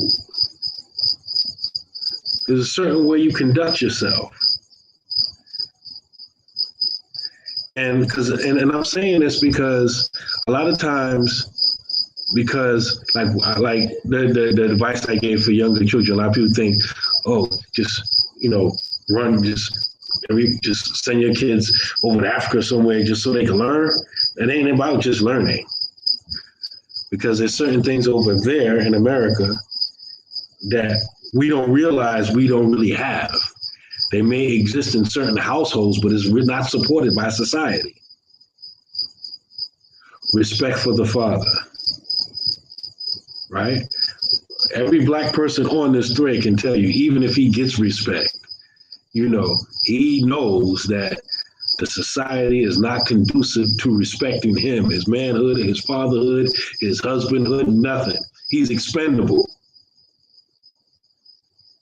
And children learn that just by growing up there. respect for elders. Like, for example, like these Gambian YouTubers that we watch, right? I be comparing what they saying. I'm talking about the Gambian YouTubers that ain't in Gambia. They're in the UK, they're in the US, and they've been there for a long time. A lot of their opinions about society and everything like that is not consistent with the Gambians that are here. So a lot of times, depending on what they're talking about, you got to take what some of the stuff they're saying with a grain of salt, because their mindset is more like us that was raised over there in America than the Gambians that are over here. So you can't look at them as if they represent what a lot of people from Gambia that are in Gambia is thinking. And so I'm saying the whole idea, the whole respect and reverence, and it's not just Gambia, it's Africa. And it's not just Africa, it's just a lot of other places where people live traditionally, right? For example, when some of them make it to America, in their mind, it's an obligation to look out for back home, to look out for your family. It's expected from them, and it's a pressure that's on them that comes from themselves, even. Us, brought up and raised in America, 9 times out of 10, when we make it, the first person we're going to step on is the one that helped us up. The first person we're going to forget, the first person that we're going to talk trash to, the first person we're going to go against is the one that put us on. In the Islamic community and outside the Islamic community. I can give examples of people who people raised money to help them go overseas to study. And them same people came back and didn't have enough humility to teach them, but basically said, these cats is deviants. They off. You shouldn't go pray behind them. You shouldn't associate with them. You shouldn't associate with them. Them was the same one that financed you to go overseas. SubhanAllah. It's like Frankenstein. But this is the type of mentality that is bred in America. And that may have been a bad example because they get indoctrinated overseas. But the point is, a lot of times with us, we forget where we came from. We don't have no respect for the womb that bore us, not only the mother, but the father, the household, the family. You know, there's no sanctity, there's no loyalty. A lot of us in America, like we talk about children, they're not loyal to their families. They will destroy the reputation, the honor, spill secrets of the family to a complete stranger on social media. I want to chime in on that. When you was mentioning about that person commenting about the individualism, I was just reminded that this communication class that I took, it talks about the different cultures, and they pointed out that America, their culture was individualism. That's our culture. So it shouldn't surprise us that our children are not loyal. They're only loyal to themselves, and they're really not loyal to themselves. You know, they think they're loyal to themselves. I'm getting what I want, but I'm just stepping on everybody's toes, and I'm not respecting anybody's, respecting anyone that may help me get where I need to be. And so that's that individualism. Then you have with other countries, collectivism. It's based on the group. The goal of the group.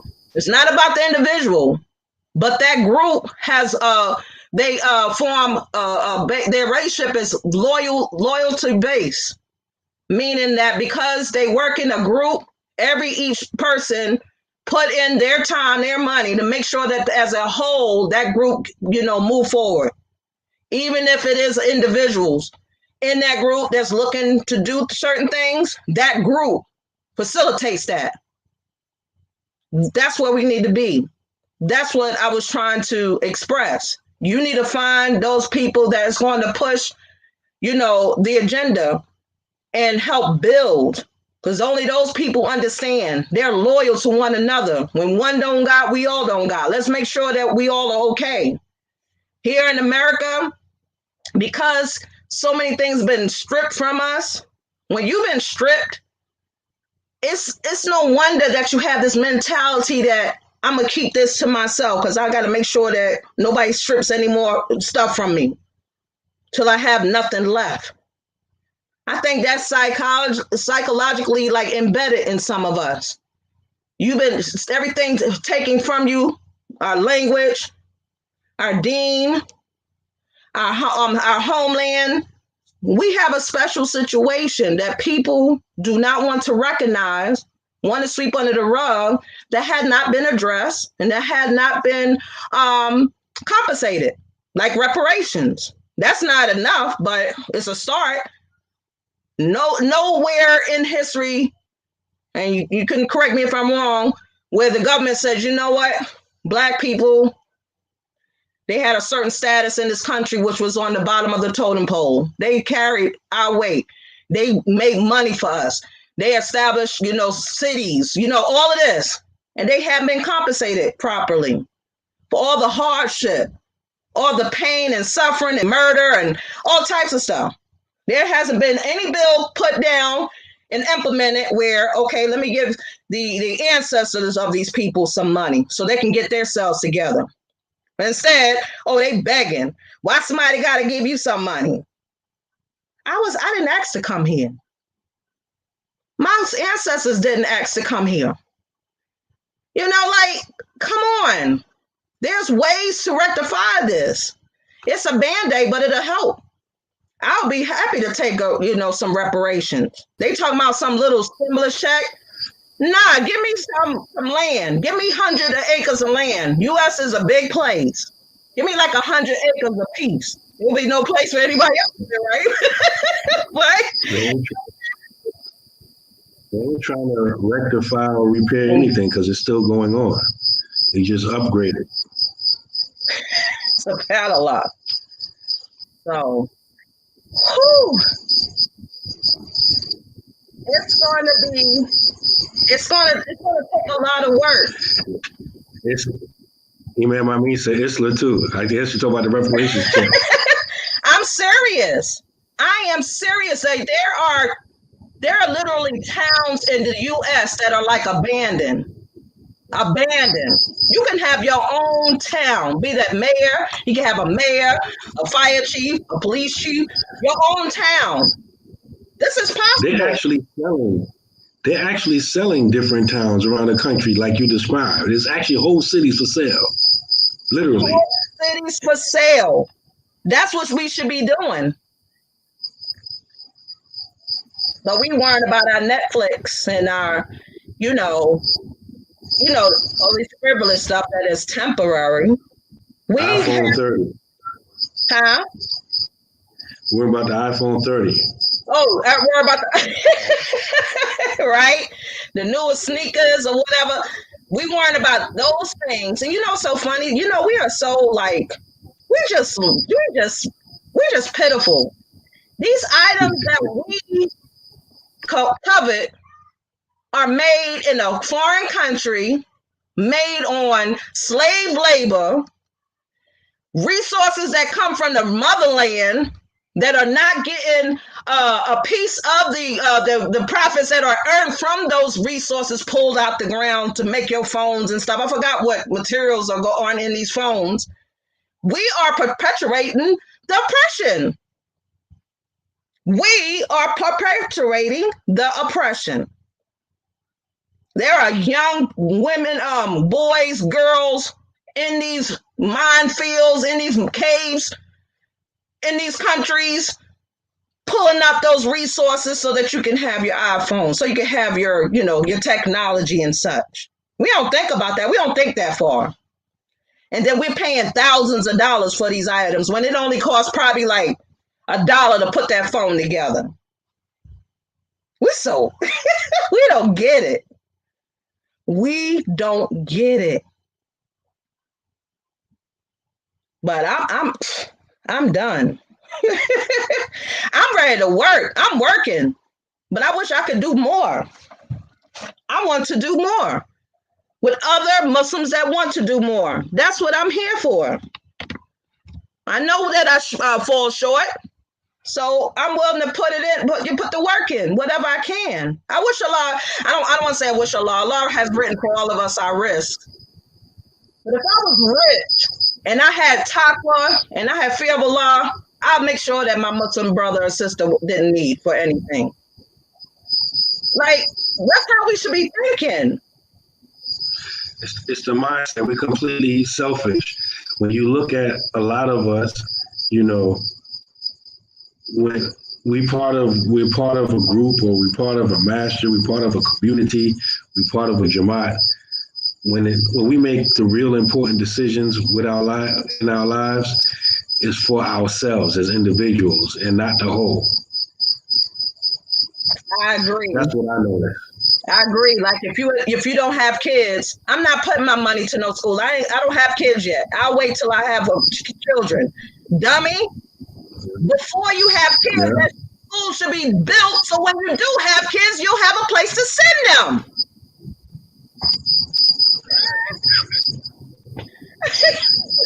Like, exactly.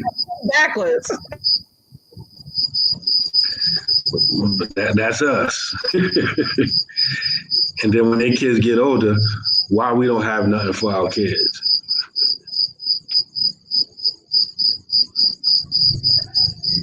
SubhanAllah. But these conversations have to happen.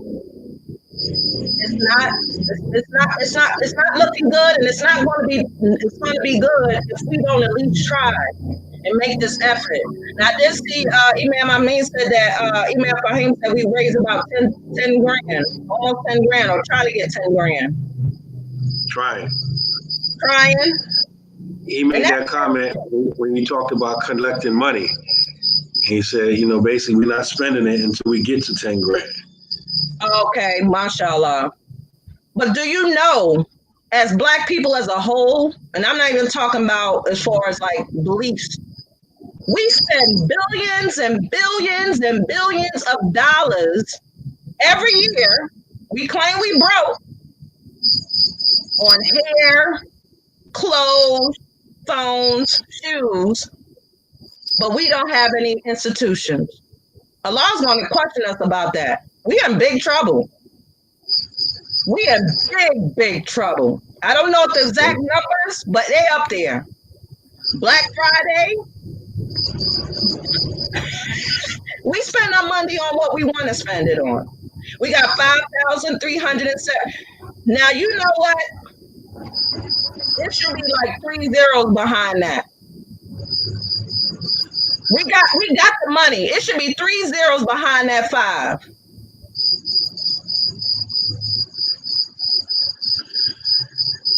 That shows you how serious we are.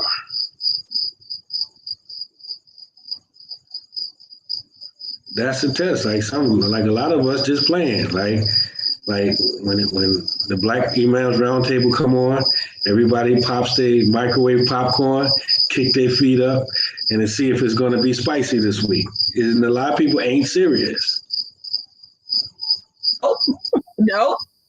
I see them too. I be wanting to, I wish I had the block button. Be like, click, because you're just playing. Click.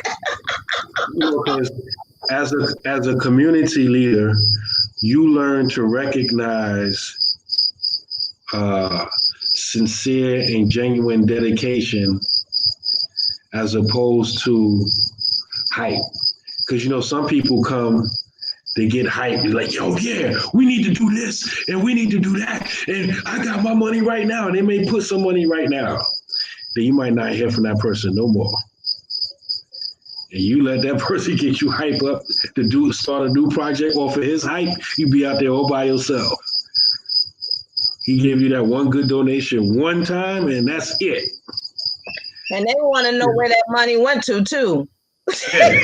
You're going to come back 5 years later asking about that $500 he gave. And you know that happened to us at Masjid al-Mu'min. An elder actually came around, haven't been coming around, and say, hey, we raised such and such amount of dollars back in 1942. Where's that money at? I said, you're looking at it. The painting, the sheetrocking, the bills, the water bill, the gas bill. That's where your money went to. Because y'all didn't plan for it. Y'all just raised money and, a portion of the money that y'all was trying to build a whole big old facility. And y'all just like, okay, where that money at? Like it's just supposed to sit there. And the master just supposed to go under because the money was just for something else. No, we had to put it to whatever good use it is at the time. Keep it running.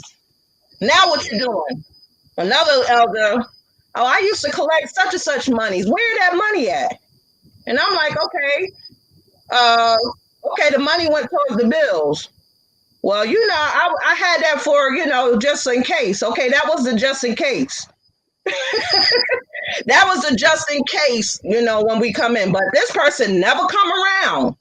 They just pop up for certain occasions, and they're coming around like, okay, where's everything at? We need you. You can't just pop up and say, hey, where the money at? That was like 20 years ago. And you asking for money where that money is now? It didn't go on nobody's That was before any of us was there. Exactly. That's what I'm saying. I'm exaggerating. But that was before we was there. Like, come on. We need you working now. We still trying to work. We still trying to do what y'all said y'all was doing 20 years ago. Where you at? Man, my man said that's why we are so transparent with what we collect. If not, somebody will be quick to say we stealing. You are so You gotta be. You gotta be. That is so true. Oh my goodness. But you know what? Yes, there has been some bad apples in history with anything else. But just know that this is not one of those bad apples. May Allah continues to give us success. I truly believe in this endeavor. I truly believe this is something good that I see it going places. And even if I'm not here, I want Allah to recognize that I was one of the people that laid down the foundation, and may that be my way of getting into Jannah, if nothing else. With all our shortcomings, maybe that will be the thing that push me in there, or take me out the hellfire. We thinking too lowly. This thing is beyond this world. SubhanAllah. And Allah is so merciful that even if you don't complete a thing, but just having the intentions of that thing, and then say you didn't complete it, but you had intentions of completing it, and Allah will reward you for that. I was just reading a hadith about the children, and I thought it was so beautiful. I'll read it to y'all.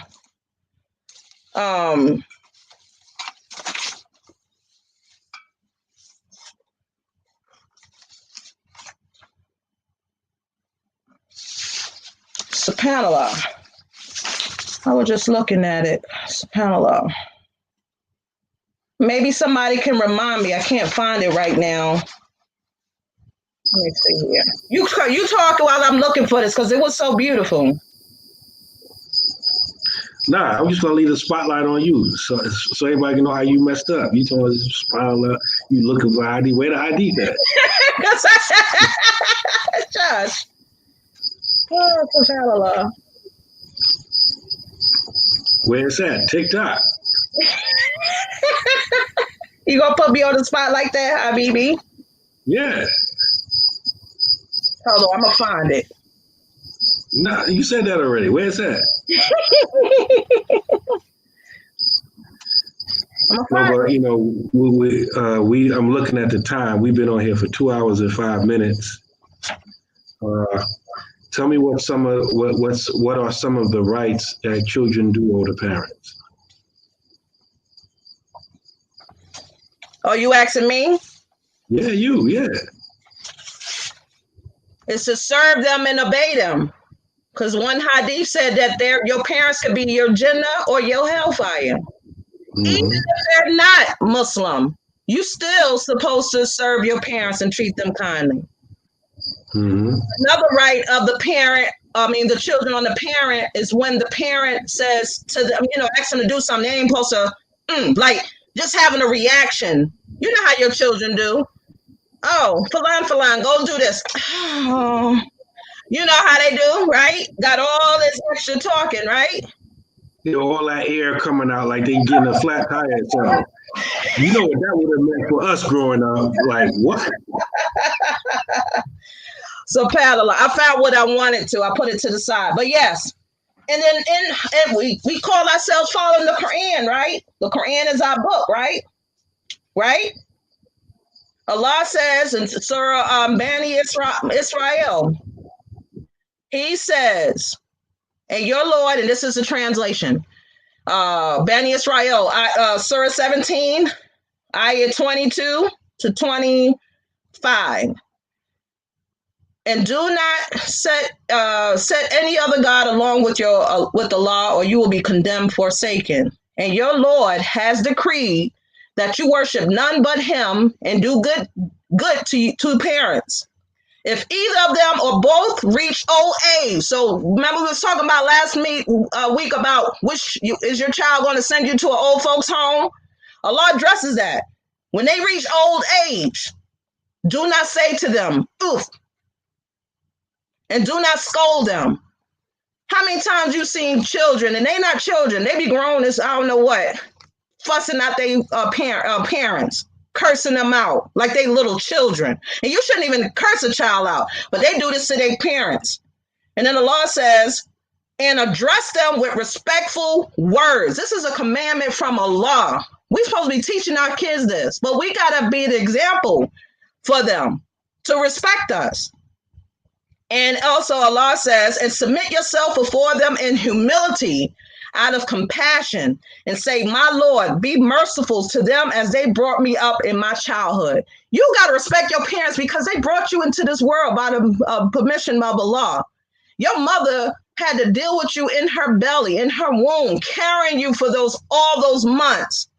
And you're going to come out of here and go, that is so ungrateful. And the law says your Lord knows best what is in your hearts. And if you are righteous, then He is most forgiving for those who turn to Him in repentance.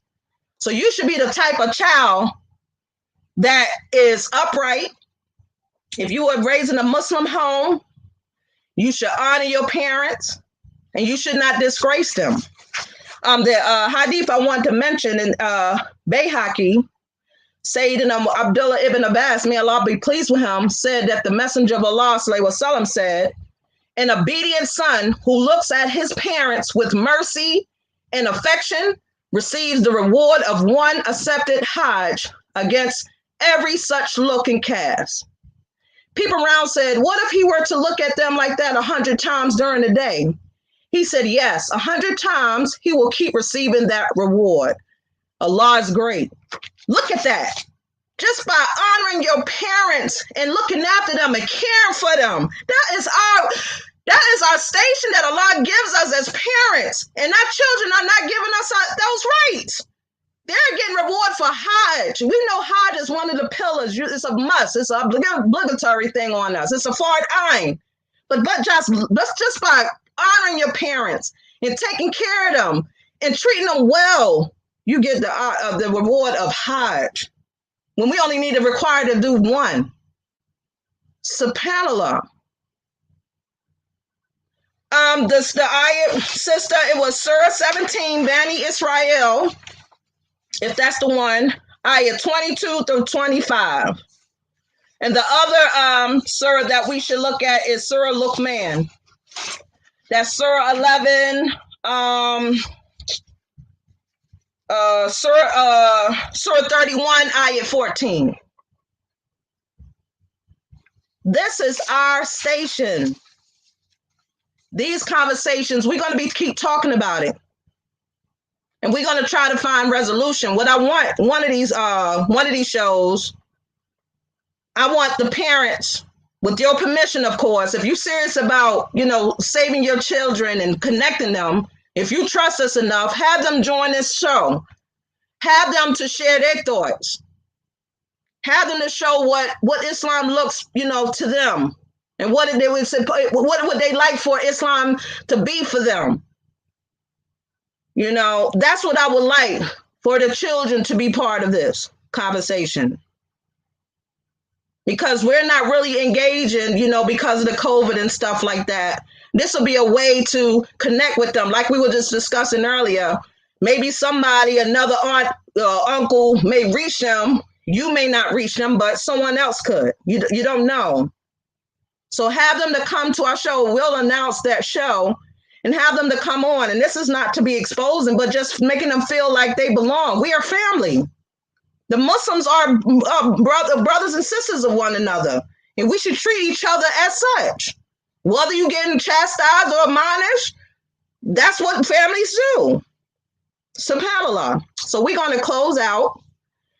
I thank everyone. I didn't, wa alaikum salam to Lady Cantor, Sister Nisa. You late. We about to close out, girl. We already spent 2 hours. She said, what about absentee parents who were never there and then come back at a very old age needing help? It's hard not to say, Oh, that's even being addressed. Even if you got to go to Surah 17, ayat 22 through 25. It says in Al-Bayhaqi, for one who remain obedient to his parents for the sake of Allah, 2 gates of paradise shall remain open. And for one who disobeyed them, 2 gates of hell shall remain open. And if he had just one of the two, either father or mother, then 1 gate. Thereupon someone asks, does it hold good even when the parents have been unjust to this person? Then he said thrice, 3 times, yes, there is that warning of hell against disobeying and hurting parents, even if they were unjust to the son. So it doesn't give you a right to be unjust to your parents because they were unjust to you. You still got to serve them. And you serve them with honor because it's beyond this world why you treating them such. Yes, they may have treated you a certain way, but when they get old, they're feeble, they slow. They're not at the same level. So why not show mercy? Because Allah is going to show you mercy because you showed them mercy. SubhanAllah. Man la yarham la yarham. One who doesn't show mercy will not be shown mercy. And again, just emphasizing why I said what I said before, like here in societies like this in West Africa, it's part of the culture.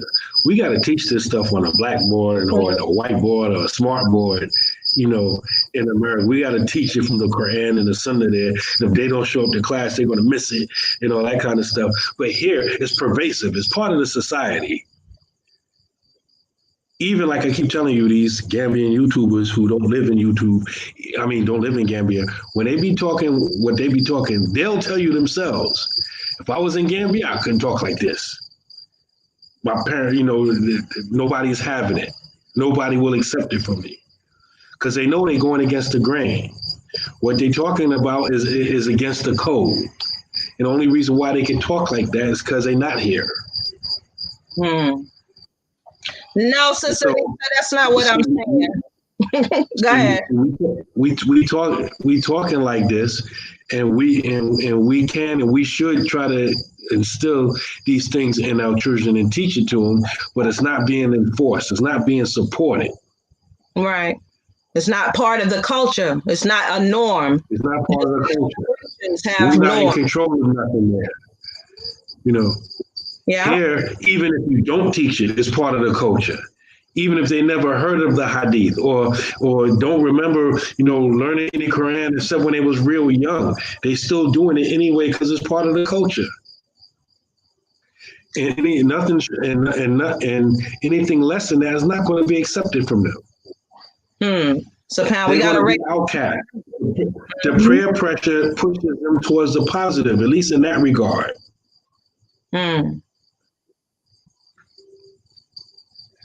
Yeah, now that situation that you're saying, and Allah knows best, So you telling this to boys and girls that have been sexually abused, physically abused by them. These are the children I run into. It's challenging. I know a child who came to me and molested, and I told her mother who had 6 children with this man, and they hid it, and that girl's messed up about it, and they Muslim.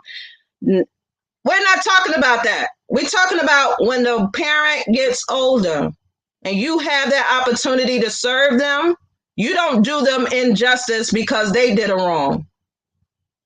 Okay? That's part of forgiveness. And Allah speaks about that. Even when somebody did you wrong, that is a hard situation. I'm not downplaying that and somebody, no. But it's best to forgive. That's the best way to do it because Allah is going to deal with that situation. Okay? And so what we're saying, your rights as a parent over your children and children over the parent, even if they're kafir, non-Muslims, they have rights over us. As long as they don't direct us to that is wrong, that which is haram. Now, if he get older and you have a way, or these children have a way of being merciful to their parents, that's up to them. That's up to them. I'm not saying they're going to, rehash things and get triggered. No, we're not saying that. I'm just saying what Islam says. Because not everybody came from a perfect household. Everybody don't have a 2-parent household. Every parent wasn't a good parent. We understand that. We're just saying when you have an opportunity to return good, it is to your parents. They have that right. Now, if it's going to trigger you or anything like that, I'm not a scholar or anything. I will try to do as much as I can without triggering myself and being traumatized again. It may not be you. Nah, Anisha trying to throw curveballs. First she said absentee, then she threw in the whole molestation thing. She changed it up. Yeah, she just changed it up. She ain't slick. I peeped that. So, Pala, you came late, girl. Alhamdulillah, Halima. Yeah. When you talk about absentee parents, a lot of times the child don't know the whole situation, what led to absenteeism. Usually is a whole lot of lies against, the absentee parent.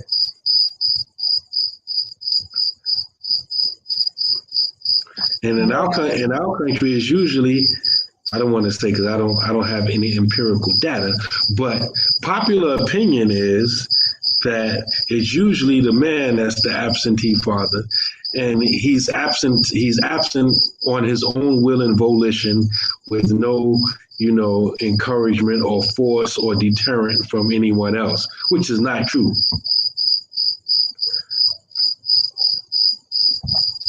But we're gonna roll even before the modern era with child support and all, when with a lot of involvement from the court system, even if you go back to our parents' generation back down south, a lot of times parents were kept out of their children's lives by means of a shotgun. Like, okay, yes, you got children with our girl over here, but we don't approve of that, and you bet not go around town talking about that's your child and that that's the mother of your child, or it's gonna be beef. Like it'd be a lot of family deep dark secrets that a lot of times we don't understand, or the whole story wasn't told to us, and that's why a lot of times we get older and find out that we got siblings that we didn't know about, and just all kind of crazy stuff. And usually the backstory is not clear cut or black and white like that. True, but we're gonna roll out. I'm ready to roll out. I'm tired. Yes, Sister Halima, yes, we're here every Thursday at 6:30. We try to be consistent with that. So please, we welcome you to join us. Do you have anything else to say? We hope that what we discussed tonight has been beneficial. We hope that, it helps us to rethink our thinking and realign what we think the path that we should go, realign it to what Allah and His Messenger sallallahu alaihi wasallam would like for us to go, and to work with people that have a like mind.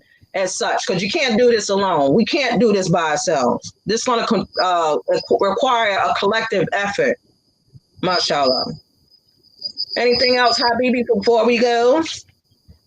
No, ma'am. Mashallah. So, with that being said, I thank Allah for this opportunity. Alhamdulillah, Allah allow us to come together again on the Thursday. And I thank Allah for, allowing us to be able to talk, be able to get these things out, even with the, restrictions on, congregating and stuff. Alhamdulillah, the internet is here for us to do that. But yes, please let us take this seriously. This is our future. This is our children's future that we are discussing and we are going to be responsible for. So we're going to close out, make dua for those that are sick. Imam Amin, he's healing. Imam Naeem, he's recovering from his sickness. And all of those that are... Don't put me in the same category with Imam Amin. He coming down from COVID. I just had a regular cold. Okay, you got cold and he got COVID. Okay. And all those have COVID. Don't even disrespect their sickness with my little stuff. But you said you wasn't on the show, so I'm putting it out there from yesterday. Anyway. The road and all those that are suffering and those who have lost, a loved one to it, make dua for them. May Allah, bless this gathering, and may He bless what can come out of it, inshallah. Ameen. Subhanak Allahumma wa bihamdika ashhadu an la ilaha anta astaghfiruka wa atubu ilayk wal asra innal insana lafi khusra illa alladhina amanu wa amilu salihati wa tawassaw bil haqqi wa tawassaw bis sabr. Let's recite al-Fatiha.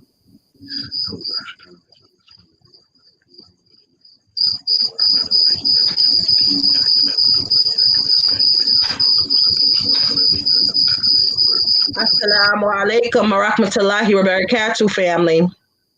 Assalamu alaikum wa rahmatullahi wa barakatuh.